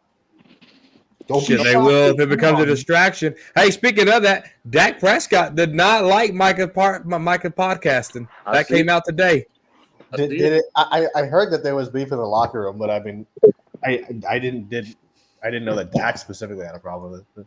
It got all the way up until Dak, like more than Dak. A lot of people in the locker room, and it got to listen. It got to Malik Hooker. He was the only one that said something. Exactly. Not from this organization, that Jerry mentality. That's why. Didn't even D-Law have a problem with it? And Malik ain't say nothing else after that. Like that's why Michael was so shocked. But a lot of those people had a problem with it. Yeah. A lot of Hey, Fifth Country Boy said, I'm glad you guys acknowledge Super Chat's been a long time follower of 1980. Yeah, we try to show everybody respect, man, and love. With or without Super Chats, we try to get to every comment. We that's how we roll over here. We don't do all that. We don't do all that bull crap, that BS, man, that them other cats do, man. We don't realistic. I roll with these guys. I've been rolling with these guys for years. They like brothers to me. So everything here is straightforward, no BS. We talk the real talk over here. We're not looking forward to super chats. We're not looking forward to donations and all that stuff, man. If you want to do that, you're more than welcome. God bless you. But we're not forcing it out of anybody. Y'all know me. Y'all been knowing me for a long time. So this is the crew I roll with, man. When I'm going live. If I decide to go live, and that's just what it is, man. We ain't charging nobody to be here. We ain't charging nobody to look at footage and all that shit. We don't walk around here like we big shots and work for the Cowboys and all that sissified, punctified stuff, man. It's the real deal over here, the real deal. So we ain't trying to compete with nobody. We ain't trying to, start anything with anybody. It's all love over here. My bad. Shit. Yeah. Good. Said, who do it took D-Law and Micah to lead this team to change the culture? Kudos to Shotty, fire Jerry. Shotty with this. Shotty did, yeah. Okay. Yeah, we I appreciate you, man. You're gonna hit it real over here, man. Straight raw. You had your own opinion and personality. Completely different. So, yeah, that's what we do over there. He said Parker created issues that go all the way up to the quarterback, Dak Prescott. Some of it spilled into Parsons' play. Previous defense staff had trouble with him at times because, wow, I did not know that one. But that doesn't surprise me, man. Because he will play out of the structure. Okay. Big plays. Who are you talking about? Micah. Okay. Which led to run defense issues. Jerry and Stephen Jones kept referencing at their press conference. Yeah, they sure did. They need this. Doesn't surprise me. That's why Tank got mad at him. That's why Tank got mad. That's why Tank said people try to do too much. You think he was talking about him when he said people try to do too much and try to be 1,000%. 1,000% he did. 1,000%. People go into business for themselves on the field. That's who he was talking about. 100%. Jerry said that? No. D-Law said that. D-Law said it. Oh, D-Law said that. When they was beefing when he went to Seattle. You remember that? Oh, okay. Yeah, that was like in April, I think. It was weird. Yeah, something like that. But no, yeah, even D-Law expressed that problem with it even before he left. So he said, I almost think they're sending the message to the entire locker room that Jerry said we're not gonna go for that in here. That gambler. Nah, I don't think that Jerry just took it personal how Michael handled it because Jerry it wasn't about the money. We seen Jerry give. I don't want to call their name, but look what he gave Brandon Carr and Skandrick and. I hate even talk about those contracts. Yeah. That documentary is really good, bro. I haven't finished it yet, but it's really good, bro. Oh, the Netflix one? Yes, I sucked it up and I watched it. I didn't watch the whole thing yet, but I'm like halfway down. It's really good. I'm not. I got a question for the panel. Go ahead. Blog in the house. Blog, what's happening, man? Oh, never mind. I don't got a question no more. What up, Blog? What's happening, man? Blog, what's up? Starstruck now. What's going on, dog? What's up, everybody? Question since you here, do you think this trade was business or personal, Blog? Oh, it was definitely personal. Yeah, like kind of like what everybody was saying, right? Everybody knows that it was, Jerry, his old school deals. He got slided. So you know what? Get you out of here, boy. Yeah, it definitely was personal, man. Training, man. Yeah, he didn't. I think it was a little bit of both. A little bit of both. Yeah, No, I can see that for sure. But yeah, that's what's going on, man. Yeah, I like I said, man, it's the more so. I think you and Savage kind of right there together, like cool, Micah gone, but still not trusting them to do the right thing with the picks. Well, for sure. Look, I mean, look at their history. You know, like they can bumble the crap out of this crap. You know what I mean? So, Man, tell you. that's my biggest fear about the draft picks. yeah, it's Yeah. even saying, oh well, they'll use the 2 number ones and move up in the draft. Like, no, I don't know, man. But drafting at the bottom of the first round, they're terrible at it. So that does scare me. And I mean, I think we all probably think that the Packers, in the playoffs or a run, they'll be in the 20s, right? Yeah. Mm-hmm. Yeah. Unless they get hurt somewhere, but yeah. Yeah. I don't know, man. I'm still kind of laughing at this whole situation, man. Same here, man. It's like a soap opera. It really is, man. It's become a male soap opera. It's nuts, bro. Yep. That's what it's all. I think we can all agree. I think we all agree on this panel that now that the smoke is clear and the dust is settled with this Michael Parsons thing, I think the expectations for a draft or this draft coming up are really high. I think we're going to, as fans, Definitely. especially the ones that run through them ragged ass glass doors at AT&T Stadium, they're going to be really counting. They're going to be really counting on those number ones. They're really going to be counting on those. Yeah. And I think we can agree to that. It's going to be really this season. That's why I say. That's why I've been saying. I hope we got recliners because it's going to be a while. It's going to be a while, and this is the first step. This is the first stage of it, and of this process. So I hope everybody got their popcorn ready because this is how it is. It's going to be. And I know I heard Champs earlier was talking about the run game, and he was like, "Oh, I'm nervous about the run." Don't be nervous.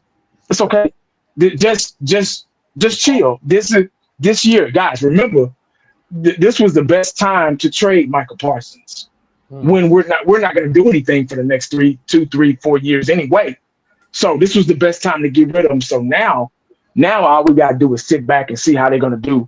Just like they traded Herschel Walker back in the day. They traded Herschel Walker away. Oh, okay, what we going to do? I know that was no comparison. That was the great train robber. We got so many first and second and third round picks and players, Solomon and all them guys, came with it.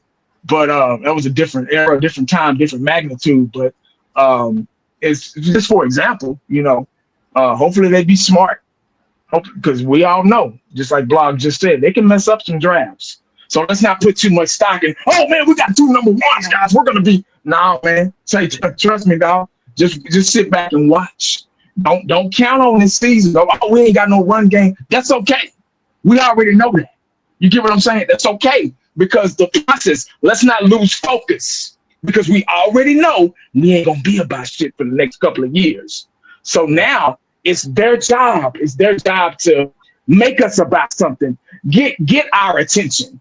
All these questions, you think so-and-so, you think so-and-so. Hell, I said the I think season just ended last week. No. The I think season is going to continue on this whole season. I might as well change my decal on my videos back to I think season because we're going to be I thinking during the regular season too.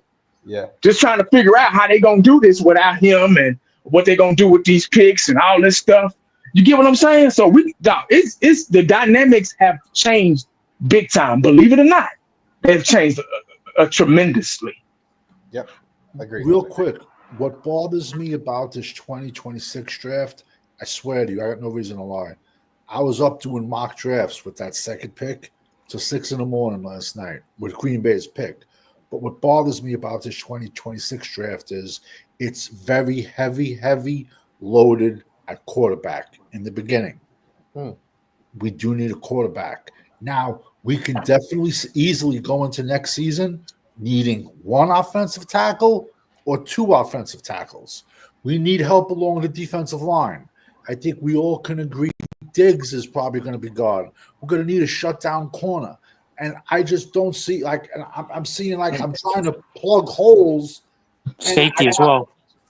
You know what I'm trying to say? And we need linebacker. We need edges. We need, and they're there, but I'm like, where are they going to allocate those picks? And Yeah. Hey, Fitz, let me say this real quick. Savage, I'm sorry.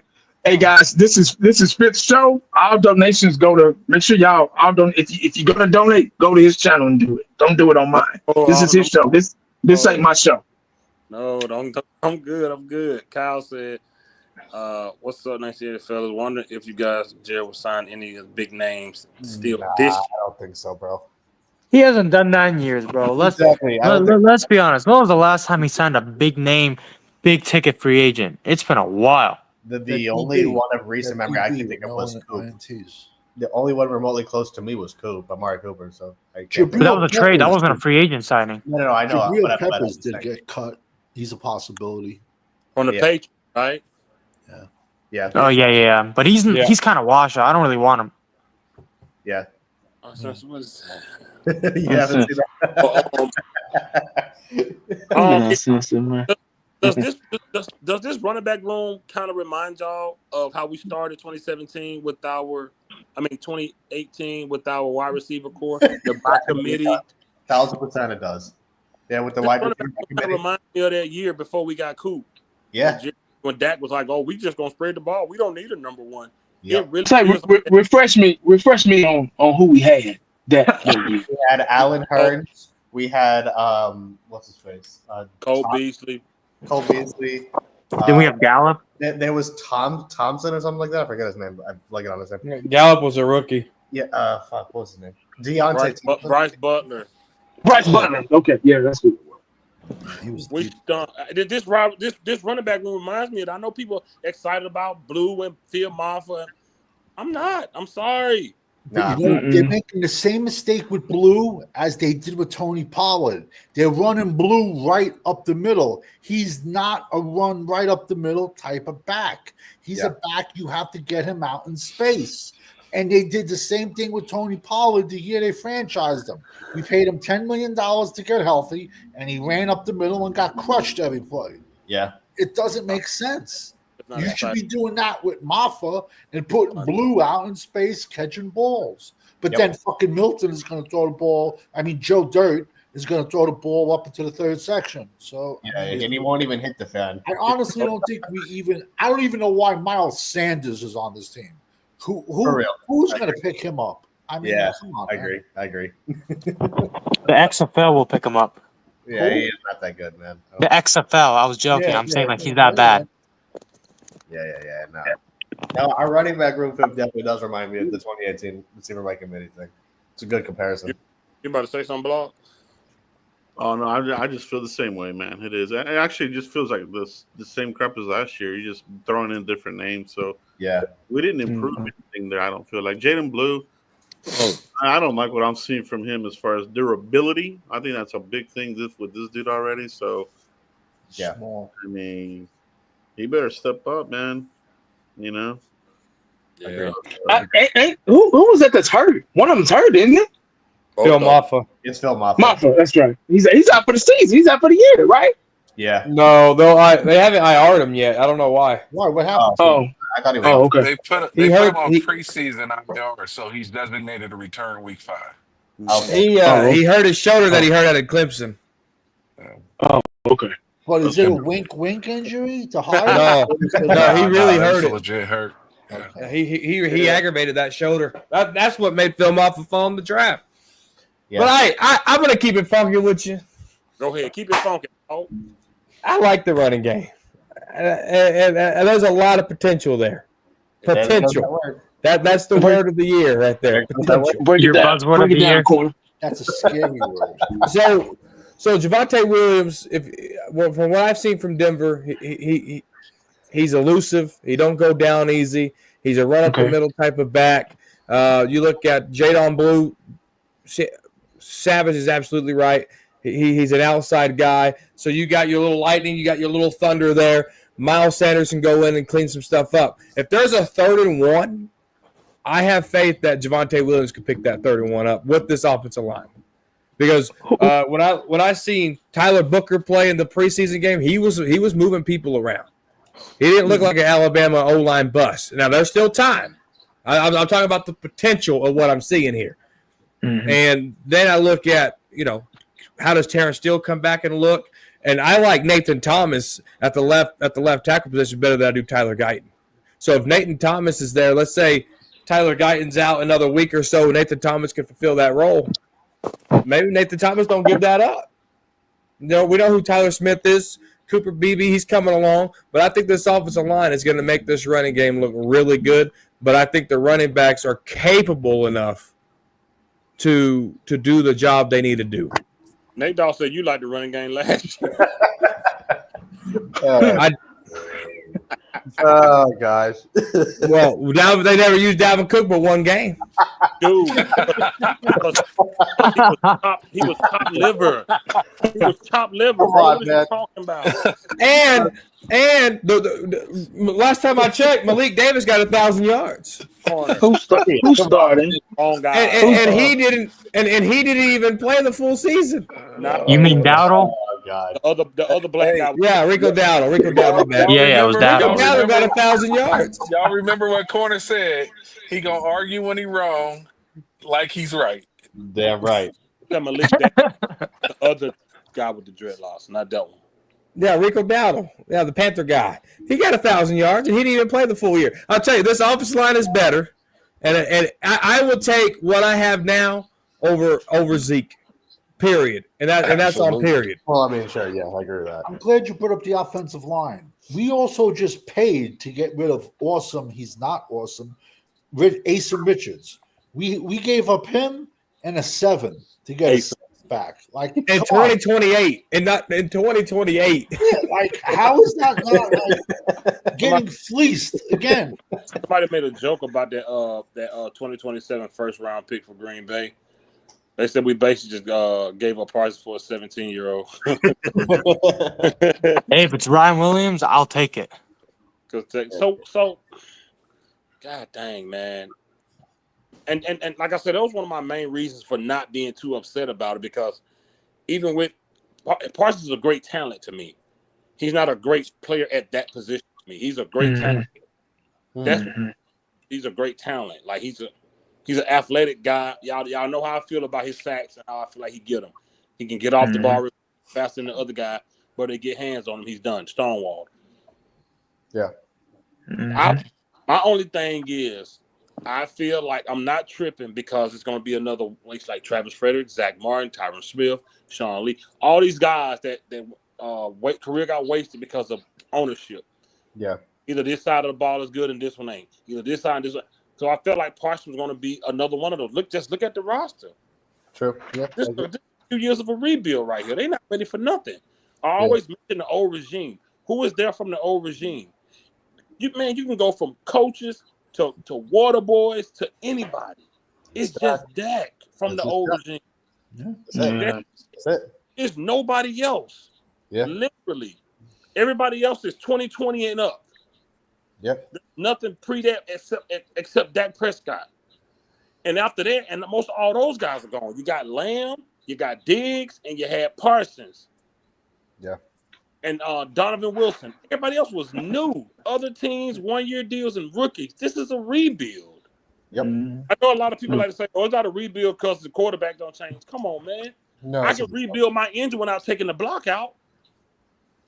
You ain't got to take the block out to rebuild the engine. I'm just taking all the other parts out that need to be moved. I'm going to take it from a 355 to a 383. I don't need to take the block out. So that's why I say the quarterback don't have to change for it to be a rebuild. It's a rebuild to me. Look at that O-line. How many people are here for the past few years? Look at that defensive front, especially now with Parsons gone. Look at the linebackers. This is a rebuild. The whole coaching staff, it's a rebuild. It's going to take some time. Parsons is just going to be here averaging his 12, 13 sacks, busting Jerry Pockets open for nothing. No ring, no nothing, man. So that's why I'm not tripping on it, because we've seen it with some of the best offensive line members. We've seen it with my favorite Des Bryant. We've seen it with Zeke at his best, DeMarco Murray. We've seen it. It was just going to be more time wasted. the bootlickers on YouTube and the other content creators are acting like Parsons was the answer to us winning. Yep. They know that they know better. Yeah. They know better. They get attached to one player, like Cowboys corner was attached to Jason Witten. Like you're attached to Des Bryant. Oh, there we go. Watch them out. I wasn't attached to Dez. And Savage was attached to Tony Romo. Oh, fuck him. Uncle Rico, bro. I got my Uncle Rico jersey. No, he's attached to touchdown Jesus. Yeah, Will Greer, man. Will Greer, bro. Will My Greer. friend played with Greer. That's why I like it. He said fifth who's playing left tackle against the Eagles. Have you heard? Uh-oh, Drew in the house. Oh my Drew- God. Drew in the house. Here we go. What up, Drew? The guy that became an Eagle fan 6 years ago. My boy. Hey, We not doing I think it was Talking Crazy on Corner's channel. Did y'all notice how low the energy is around this team this offseason? Yep. mm-hmm. It is Talking about very- locker room energy. Yeah. Room energy. Yeah, like just the players and everything. They just I don't see the excitement to get on the field this year out of them. Yeah, I don't either. It's like everybody just at work. And I hate corner guy though, because I'm going to talk about his boy also. I didn't see, listen. I can hear you.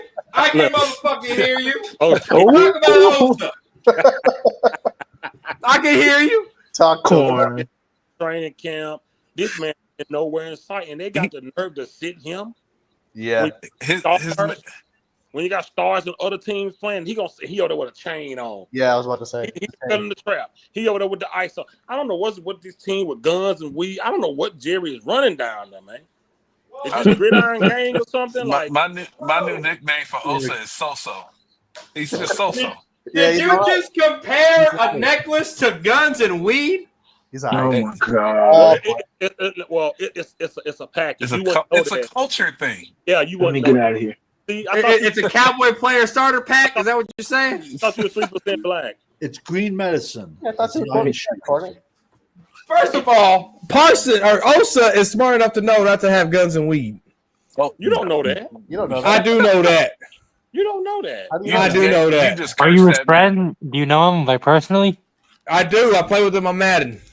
Yeah. All right, let's Yeah, prove it one day. You should live stream with him. Prove it. Corner. Your boy. I your play boy- with him on Madden means I use his player on the controller. I your told boy- y'all. Okay, I okay, told buddy. y'all. No, you don't. I You use told y'all. linebackers. You use linebackers. Man, quit giving my stuff away. Listen, your boy gonna be basic. You're gonna be basic, and you're gonna be upset. He's all right, man. He's not gonna be basic. He's already. He's So-So. He's okay, man. Osa So-So. Watch old man Clark have a better year than us. Yeah.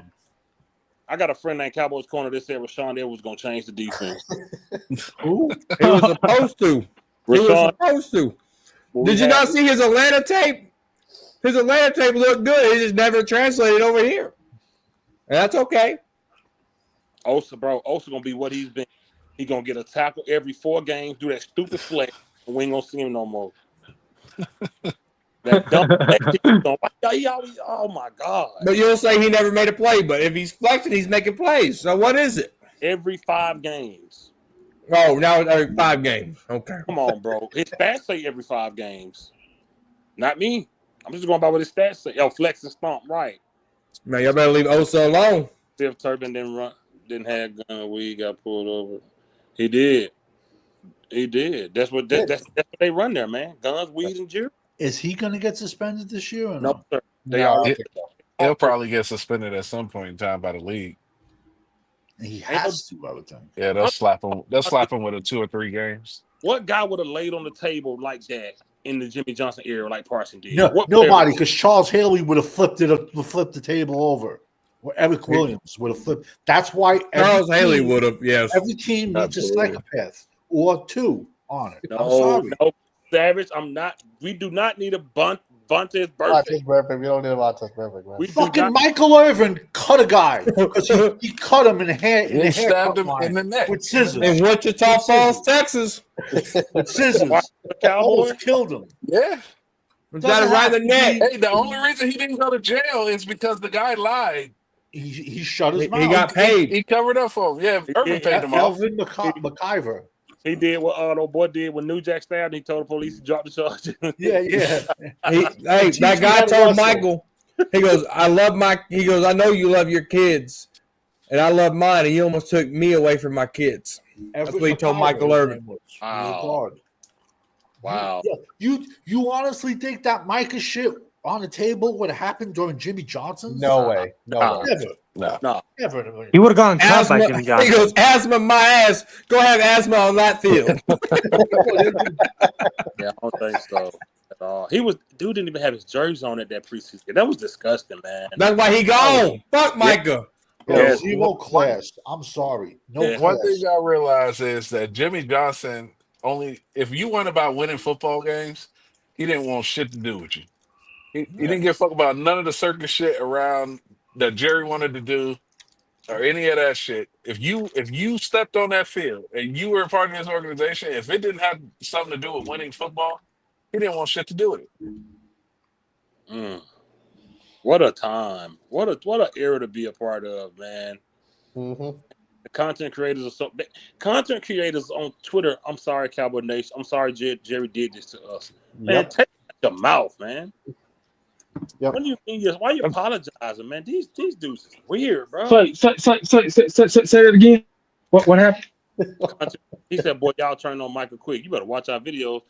Content creators on Twitter apologize to other Cowboy fans. I'm sorry, Jerry did this to us, y'all. I'm sorry. I'm like, what? I'm just telling people, man. Pass rushers are not the key to winning Super Bowls, man. People think it is, but it's not.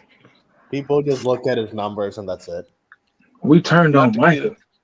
The fuck? Saying the same thing about Micah. Man, this is what well over 2 years. That's what I don't get about these fans, bro. Seriously. We turned on Micah? He put out a 4-page essay that he wanted out of Dallas. Mm-hmm. He told you what he wanted. Right. His actions told you what he wanted. When he was dancing around his house, now I'm happy. He got to retire. His mom, whatever. He celebrated that moment with his mom. I'm not mad at the moment that Micah got happy because he found out he's getting traded and he's getting $188 million. I'm not mad about that. But what I'm mad about is how he handled the situation on our side. Right. On our side. And these fans are going to act like Micah's just this gold bar, and he's not. No. He's bronze at best. At best. But you can't get mad at a guy that says, I want out of Dallas. And then he gets out of Dallas, and then you're mad that the Cowboys gave him his wish. He told you what he wanted.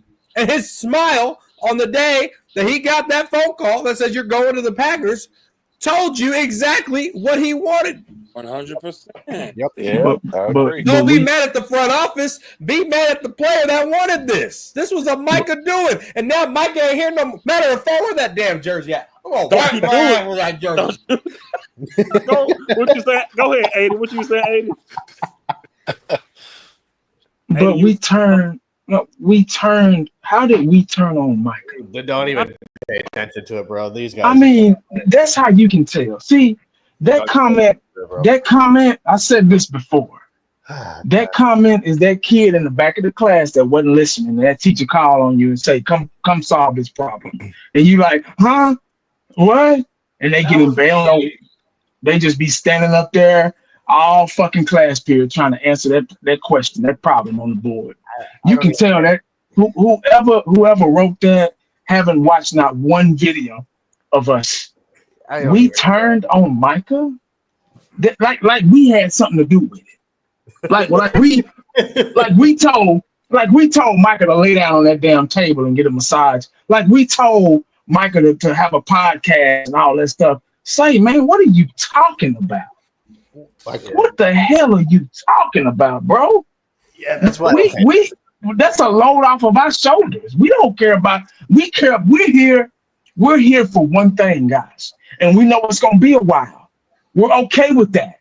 We know you ain't got to come here and remind us and all this stuff. Hell, it's been just as long. I think it was a 49er fan. I think I saw some red ass shirt. Y'all, it's been longer for y'all. So tell us something that we don't know, dog. We're gonna move on from this. I don't care about this Micah shit. I didn't care when I read the texts and the emails and the breaking news and all that stuff. I didn't care one bit about it. We're gonna move on from this, man. It's okay. It's okay. We're gonna be all right. Y'all figure out how y'all gonna be all right.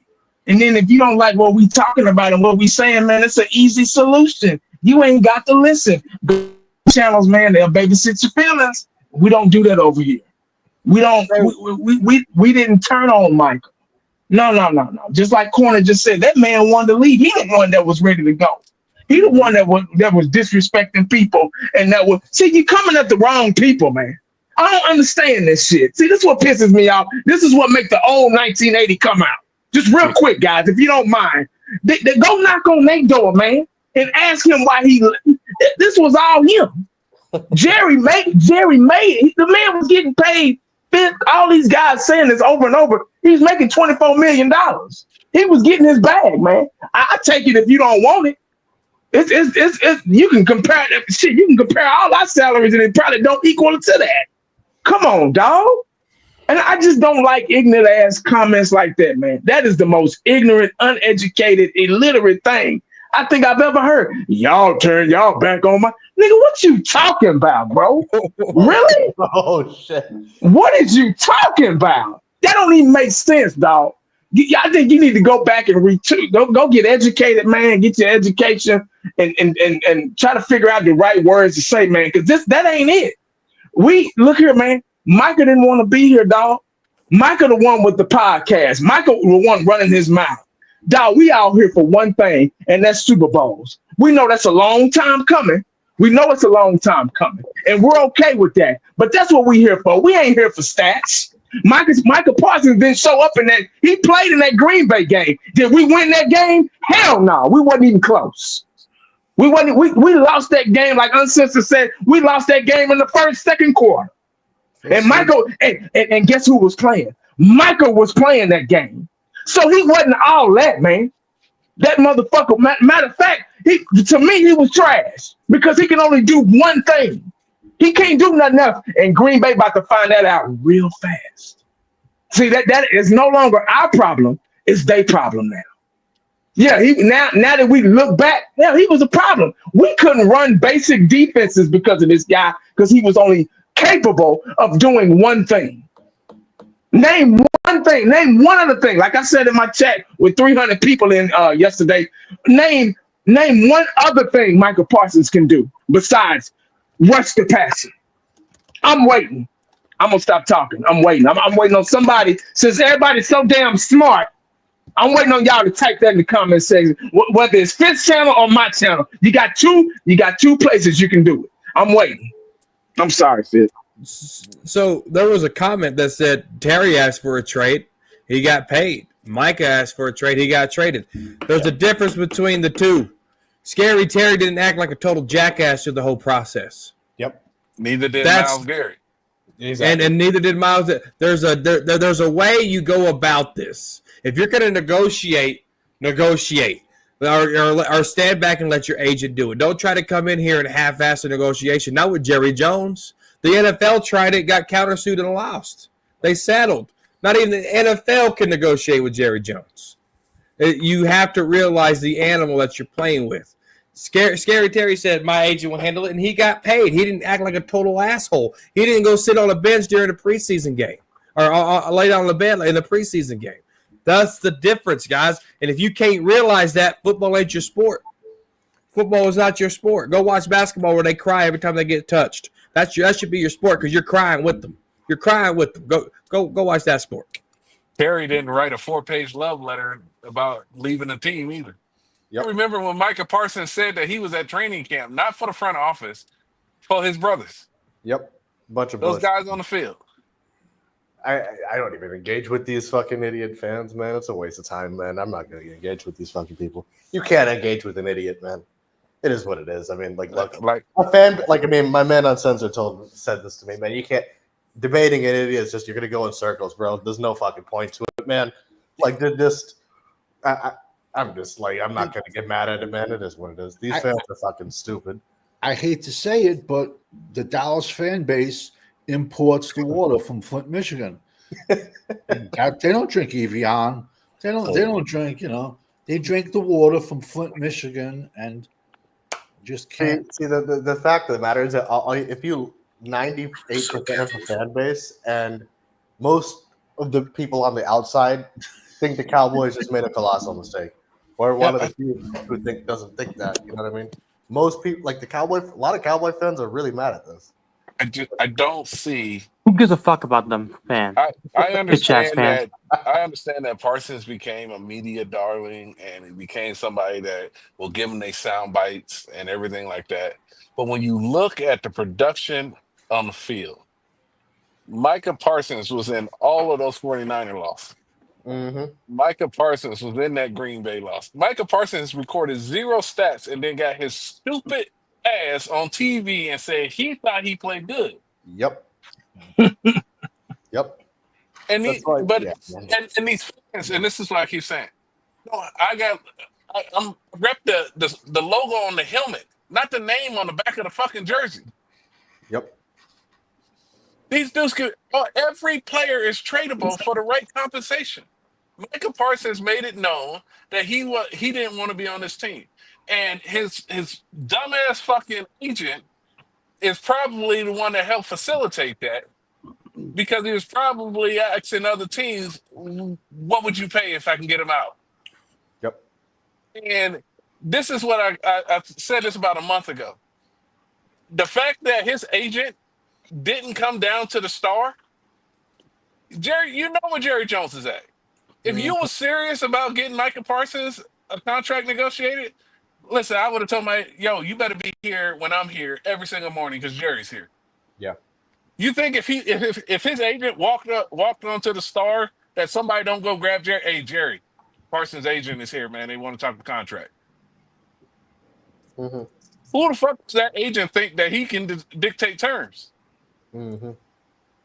And the players got to come to terms that they negotiated this shit in the CBA. You negotiate, not Parsons, so to say, but the players allowed for this 5th-year option. The players allowed these 2 franchise tags. You can actually do 3, but the 3rd one is so astronomical nobody ever does it. Mm-hmm. But the players agreed to this shit because they didn't want to. They wanted to be lazy and not practice. So if you can take away the physicality of training camp, we'll let you tag us an extra year or 2. Right. The players decided this shit, and now when it's time that you got an owner who's using the very rights that you gave him in the CBA, y'all want to get mad at the owner.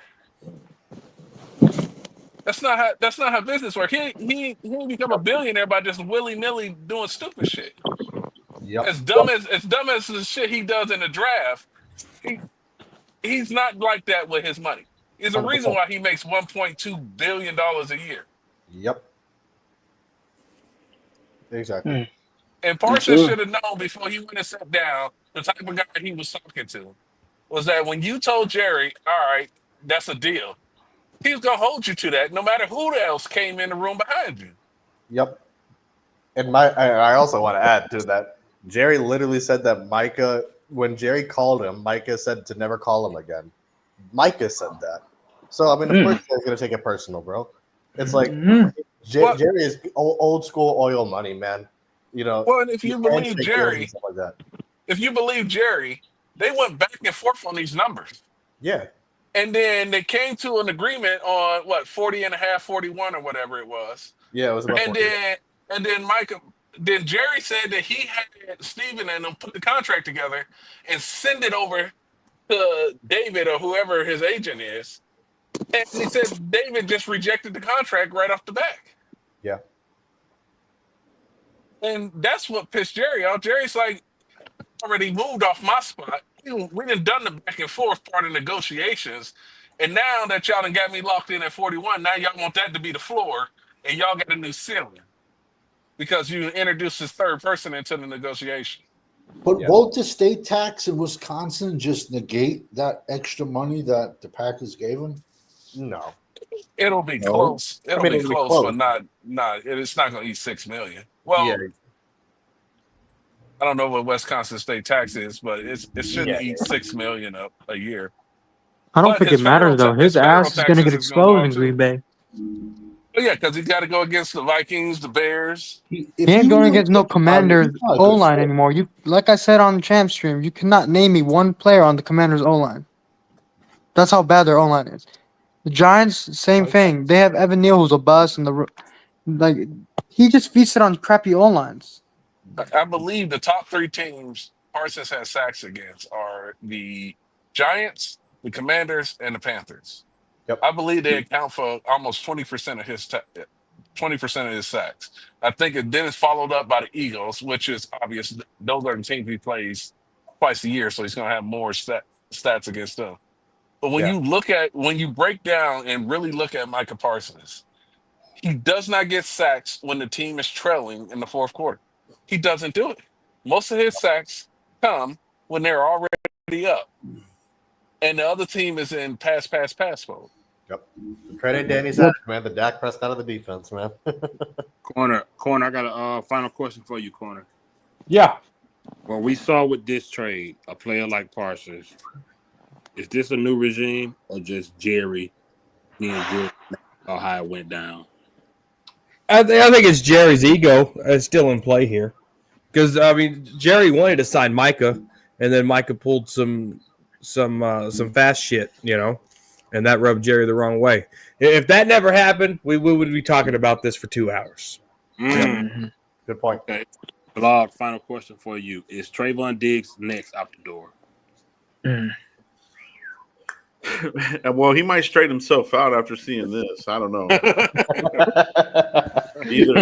I mean, he has a choice, right? Like, hey, either get it together or you're out the door. But I still think he can play at a high level. But he is injury prone as well. The Diggs brothers, they're injury prone. It's in their DNA. So I don't know, man. It depends. Like, do you want to keep him? See how it goes. If you flip him, if you try to trade him, you're not going to get anything for him. You know what I mean? You might get a 6 or something, but you're going to get anything high out of him. So, yeah, we'll see. Danny Savage, do you think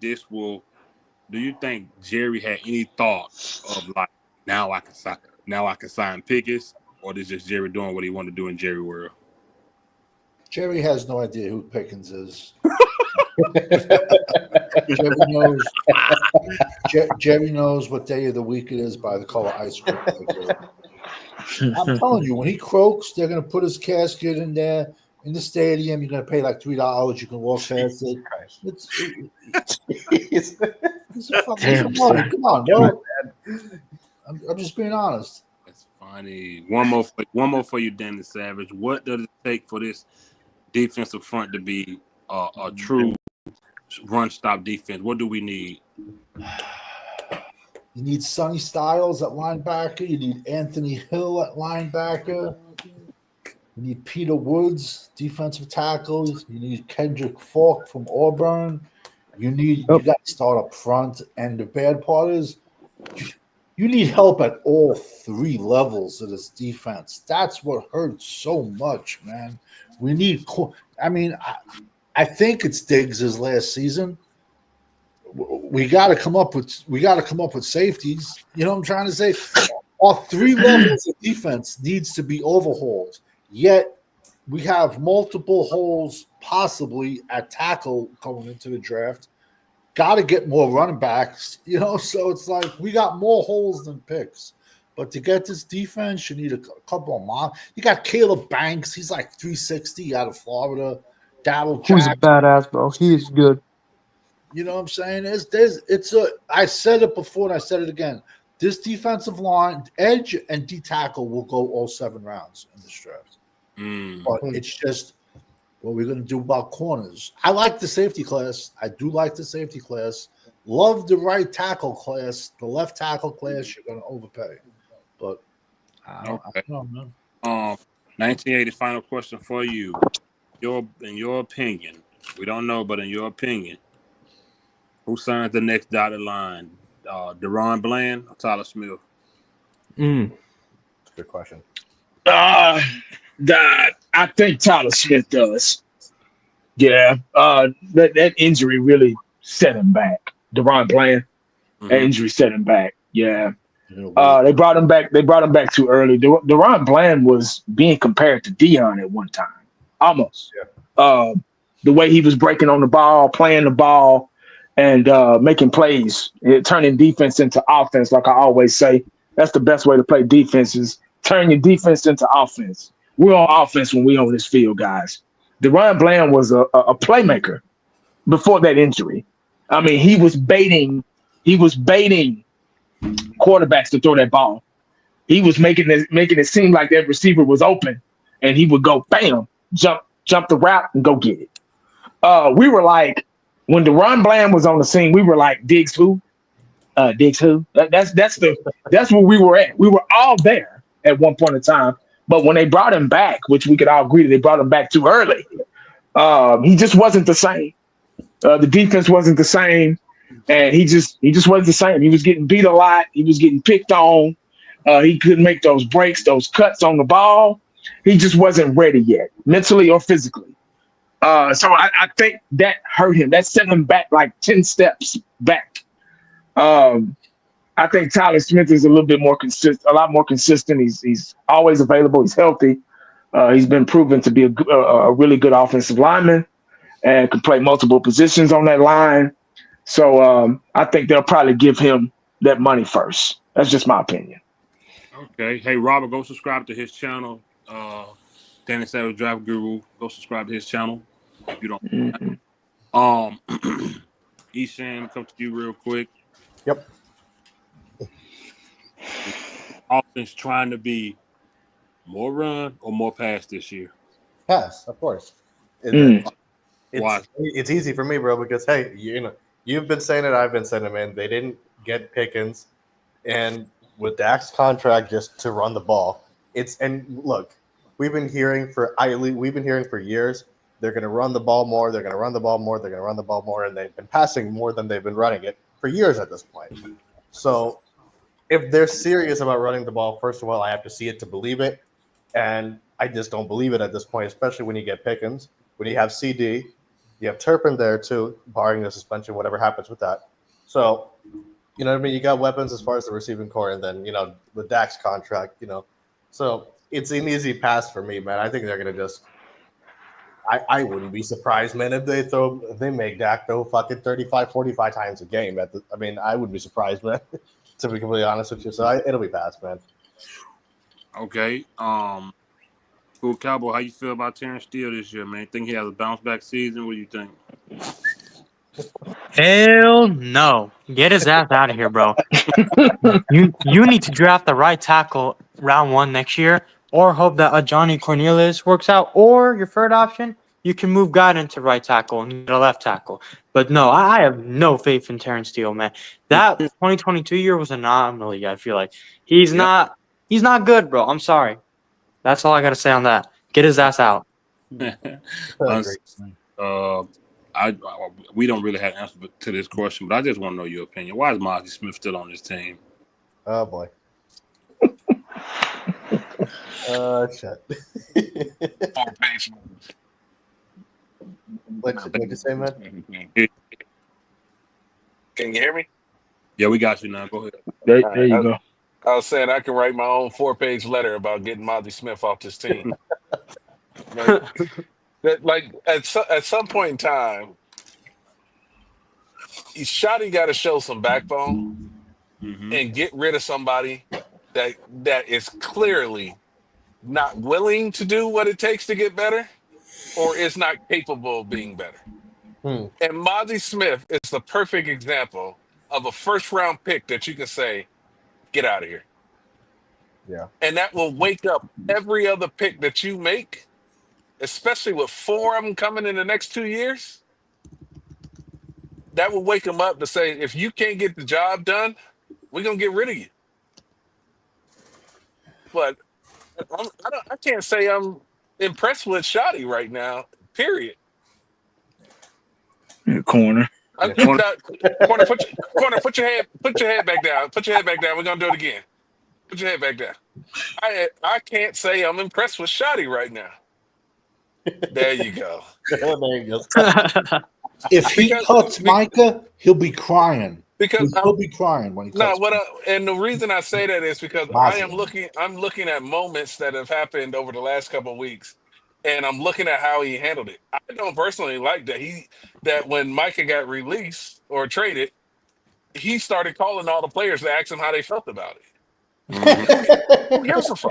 He did. He He did. said that. He said that. He called Trayvon Diggs and all those players because he wanted to know how they felt about it. Who gives a fuck? That's not what he said. What? Yes, it is. Yes, He it said is he essentially called what- the leadership of the defense to let them know what's going on. He didn't want to do Leadership. it. There is no He wanted- leadership. It's a sinking fucking ship. He He wanted. said he called 8 players. He called 8 players.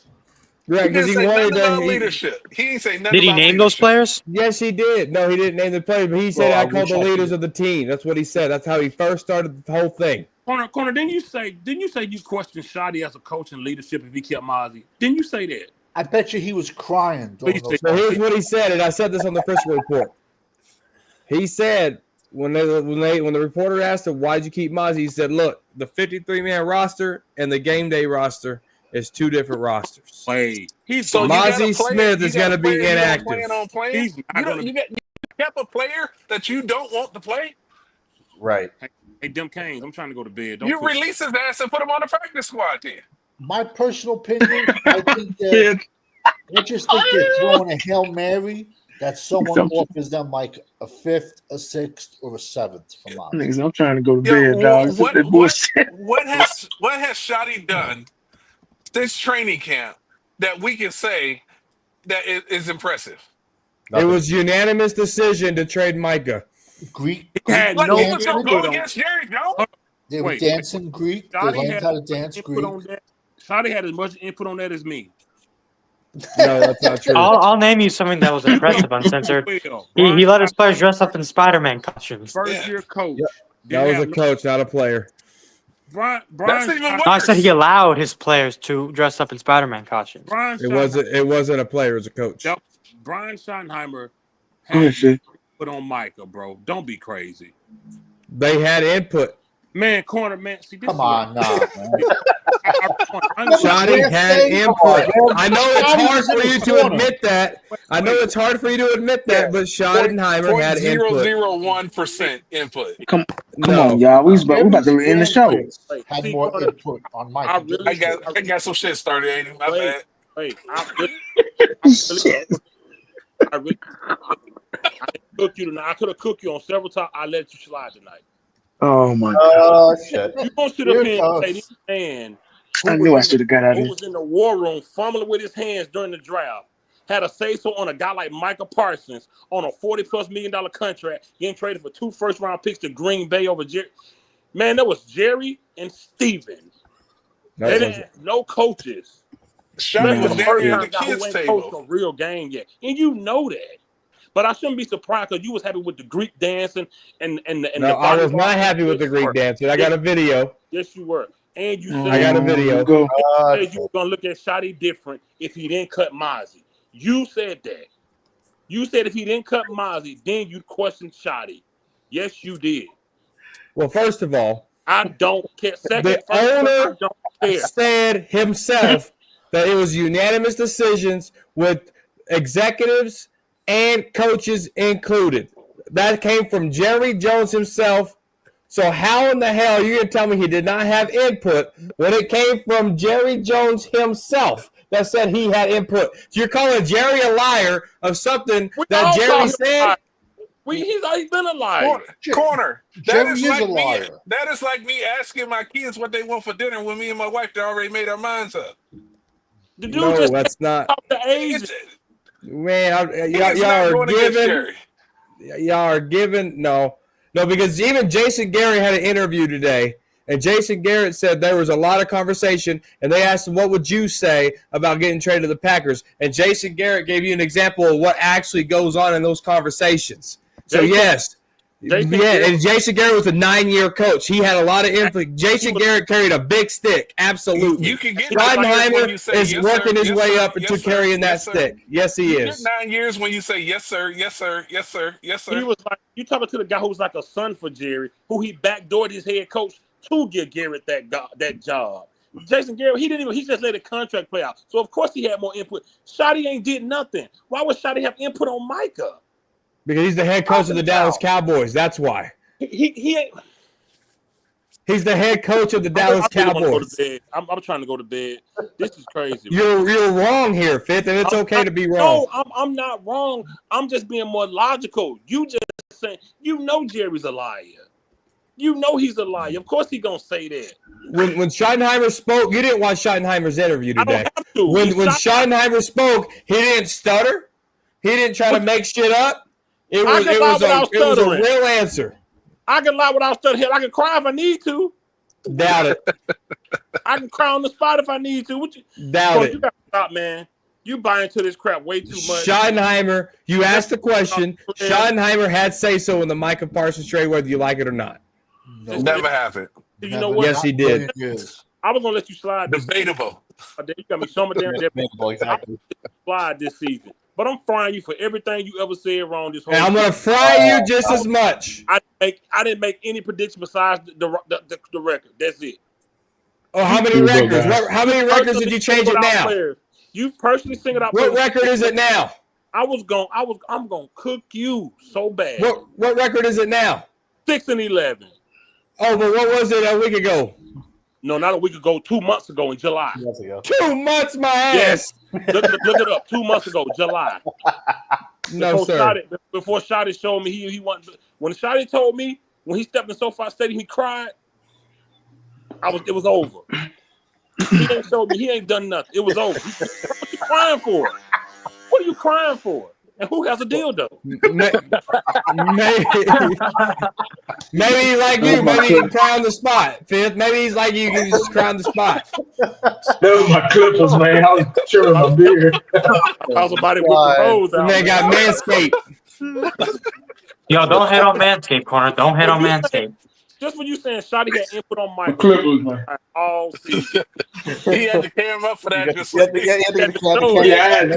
to make sure. You can't leave that out. Oh, I can't. gotta go to bed. I thought OG was in here with that vibration sound. He's in the chat. Y'all gotta watch OG's live from today, man. OG live. I saw it after what you told me. Insane, man. OG was asking himself questions and then answering them and then cussing himself out for the answers. In one stream by himself, man. Yeah, I saw it. I saw it after you told it to me. Hey, Blog, Yeah. you doing corner like real night and day, like very like much. y'all when y'all do the Frisco report. When you talk, I listen. When corner talk, I mute it. But listen, how y'all so night and day? Follow Frisco, follow Blog and corner for the Frisco report. It's a good show. That was a good one. I'm joking. Hey, like it's so ridiculous. Corner says the most outrageous. This man saying Scotty had input on Micah Parsons being traded. He did. Man, you're crazy. So if Shotty had said no, they wouldn't have traded him. Yeah. Now, what Jason Garrett when he said what actually goes in? No, we are because it plays into this because he was a coach for 9 years. Jason Garrett would have said, and this is where Shotty has to learn. Jason Garrett said that no, we're not trading to the Packers. Is there any AFC teams available? That's what Garrett would have said in that meeting when they brought him in here to say, hey, we're trading Parsons. Jason Garrett would say, what AFC teams are willing to trade for him because I don't want to trade him to the Packers. And he was like, I hope that's what that's like the angle Schottenheimer took. So there is conversations that happen with the head coach and Jerry. There just is, whether you like it or not. There just is. A 9-year coach that was like a son to Jerry Jones. Schottenheimer ain't that, man. You don't think Marty Schottenheimer has skins on the wall that plays into you realize that Jason Garrett's dad was a scout for the Cowboys, and that's what helped Jason Garrett get in here. And he was a backup quarterback to Troy Aikman. And then, second of all, Monty Schottenheimer, and Jerry talks about the 30-year experience Schottenheimer has here. We're talking about 9 years of Jason Garrett. Jerry Jones talks about the 30-year experience Schottenheimer has. Yes, 30 years of he what? had say-so What in experience? 30 that years of meeting. what? Parking cars? 30 years of NFL experience. Absolutely. Doing what? Doing what? He was a secretary. Yeah. He wasn't a secretary. He's He a was an offensive glorified coordinator. secretary. He did all kinds of jobs, and now he's the head coach at the Cowboy. I hadn't yelled all this damn screen I at gotta all. go to bed after this one, man. I hadn't yelled this whole time. Aren't y'all glad I came back on? You up here talking about you see what you Come on, see man. to yourself. Yo, this guy got the You do this to yourself. this guy got the razor going.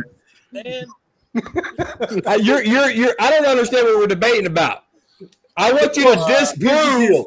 I want you to disprove that Schottenheimer did not have any say-so in there. I want you to send me hard evidence.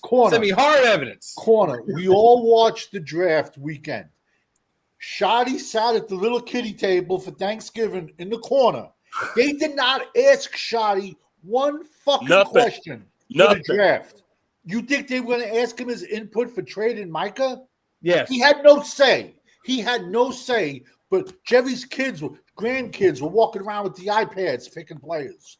And on top Shoddy of that, had no say for drafting players. But hey, Shoddy, come in here, sit down. I want to watch you cry for 5 minutes. What do you think of Micah? I'm telling you, man. and on top, Remember on Four Brothers? That's not evidence. Go sit at the kitty table. That's what they did to Mike. I mean, Shoddy in the draft room. Go sit at the kitty table, man. We got bro. they did that to him literally at the training camp opening press conference. His ass wasn't even barely on the table. He was sitting at the end of the damn. They do that every year. And every single they don't. Go back and watch Mike McCarthy. I posted pictures. Go back and watch Mike McCarthy. Mike McCarthy sat at that table for minutes not saying shit. I posted pictures of McCarthy sitting between them. Shoddy was at the damn end. Oh, so we're going to care about fucking table arrangements for three fucking people? For your head coach? Your head coach should be in the middle of the table. Oh, my God. We care about where Schottenheimer sits for a price. We're going to go that petty. You do this. Or where Schottenheimer sits. You do this to yourself every We're year. going to go that petty. Well, he's sitting this. over here. He's sitting. Guess what? It was the same lineup they set it for the draft. You do this. Couples fight over that for weddings. Who sits where all the time.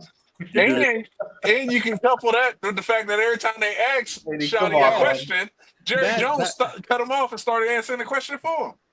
That's petty. He's sitting on the corner. He ain't even in the backdrop. He's Yo. not even in the backdrop. Yo, I'm weak. That is ridiculous. That's what y'all are talking about. This is ridiculous. He's by the cage. This is ridiculous. This is some petty stuff. Yo, listen. So the microphone with no batteries. So the hard camera that's right in front of Jerry, it got Jerry, Steven, and this John Wick guy over here with these sunglasses on. They got him in the backdrop. They got him with the cowboy backdrop. Shotty backdrop is the damn fence like this Starcade 88 or something. Oh my God! Look at this. Yo, this is on a whole other level of petty. That looks bad. I'm sorry. They didn't ask him nothing. They was talking to Jerry and Steven. Shotty couldn't answer a question. When they asked Shotty something, Jerry answered, bro. Look at the Starcade 88 behind him. They do that every year. That's a lie. That's a lie. This man ain't even in the Cowboys backdrop, bro. Just the respect they got for him. You do it to yourself every year. Corner. Let's go back 48 hours. What has Shotty done? If you go back 48 hours, what has Shotty done that impressed you this training camp? Oh, I think he's building culture good. Oh, Jesus. Prove that. How do you prove that? There he goes.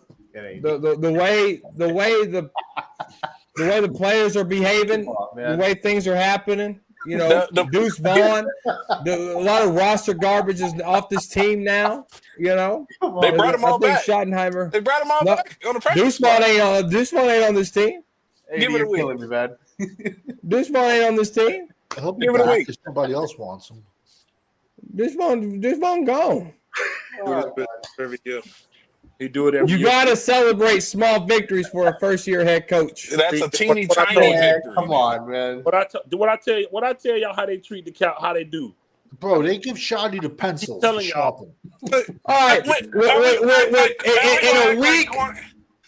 In a week from today, we will know the results of the Cowboys and Eagles game. And when we beat them Philadelphia Eagles, I don't want y'all to say shit. We'll all be We happy. are beating them motherfuckers. We are beating them motherfucking Eagles. And I don't want y'all to say a damn thing about Shoddy because y'all been shitting on them all year. I'm After mad. preseason game one. And I thought you said you don't stutter. You just stuttered, Fifth. No, I did not stop talking so somebody else could talk. Preseason game one, you said Shoddy, you wasn't impressed by Shoddy. Preseason game two, same shit. What happened with third game? Preseason game three. There you go. Preseason game three, with all the players that they cut, you was impressed with them? The players that got released off that game. Most of the players that played that game got cut. That's not true. Most of the players that played during that game got Deuce Vaughn was your best running back that game. He got cut. I don't know if he was our best running back that game. You said Did it. we run the ball? I think Deuce Vaughn had a good game the second game. I can't remember what it was. You think I give a fuck about the preseason? We got the Eagles. We got the Eagles in fucking in fucking what 6 days, whatever it is, and we worried about where Schottenheimer's sitting. You're not gonna G Hampton me, bro. You're not gonna change the topic in the middle of an argument, man. Hey, Who's man. G Hampton? Who's G Hampton? Why does that sound familiar? Corner control it at this point. Who is G Hampton? Hey, Oh, Gary. Yes, okay. why you put his government name out there like Yeah, that? why you put his government name? Exactly. That's what the G stands for. Honestly, this dude's it's Hilarious. Man, we got the Eagles. We haven't talked about the Cowboy-Eagle game not one time. This whole okay. show. Let's go. 80 is fucking brushing his teeth. Let's talk Philly's about it. winning by at least 2 touchdowns. At least. I'll start. Saquon 135. Ooh, Damn. Cowboys win still? No, No. Why not? we're not beating Philly Not beating Why him. not? because they're a well-oiled machine, and we're not. They didn't play in the preseason like us. So what makes them world machine? You said you need reps in the preseason so you don't look rusty in week one. They didn't play preseason, so they're going to look rusty or not. I tell you the difference. I tell you the difference. You take our players that didn't play, and you take their starters that didn't play. Who's better than the other? They played some starters the first preseason game. They played What some position we better than Philly? Not all, but a few. Every single one of them. Okay, you Come on, man. anyway, we're gonna get out of here, y'all. Fuck Philly. Oh, gosh. I'll be live during the game. He do this to himself every year. We're beating them Eagles. Every year. Now, mind you, Fuck Philly. all season, me and this dude went in about Osa. He texted me one day. I don't know about Osa, man. Now he's back on the Osa. Now he's back He on the saw with the train. gold chain. Osa ain't played a back on He's back Osa. on the fucking train. Don't Light it up. Don't follow me, and pay attention to what he's saying now. It's Jesus gonna change. Just like your records in 3 weeks. Records gonna change. When 5 and 12. Scotty was By trash, week 8, every Dallas channel is going to turn into a draft channel. By thought week Scotty 8, Oh, my season's God. going to be over. ain't about he ain't about nothing. He ain't over his head on the job training, bro. He gonna stink. He won't be here. He won't play out his full contract. It's over. All right. When we talk about that victory, I don't want to hear it. What I'm gonna say? I'm a Cowboys fan. What I'm gonna say? I ain't gonna let you. I'm gonna cook you. Just wait till they win. I'm gonna cook you. Oh, Wait my till they God. win. Oh, my God. What's the score, Corner? What's the score? 35-30. 35. Dak. Man.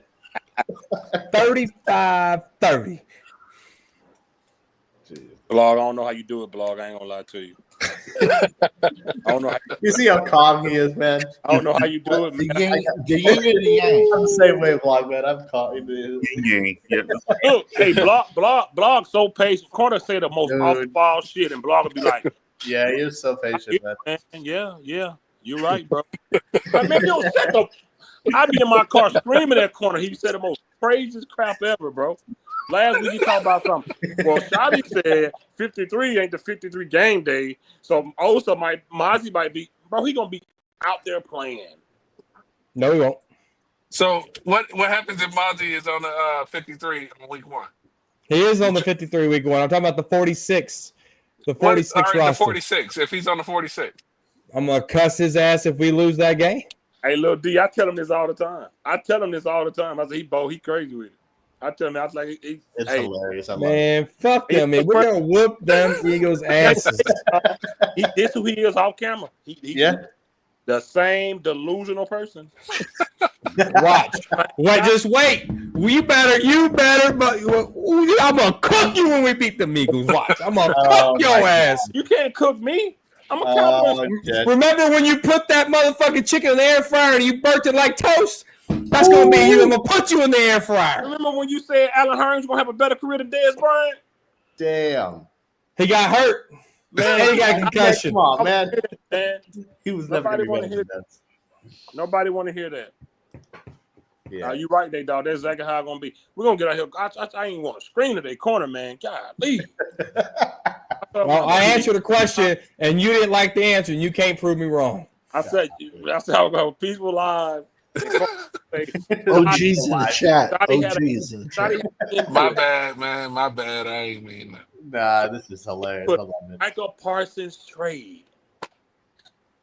Just wait till we beat the Eagles. I'll be back. They ain't gonna last to me.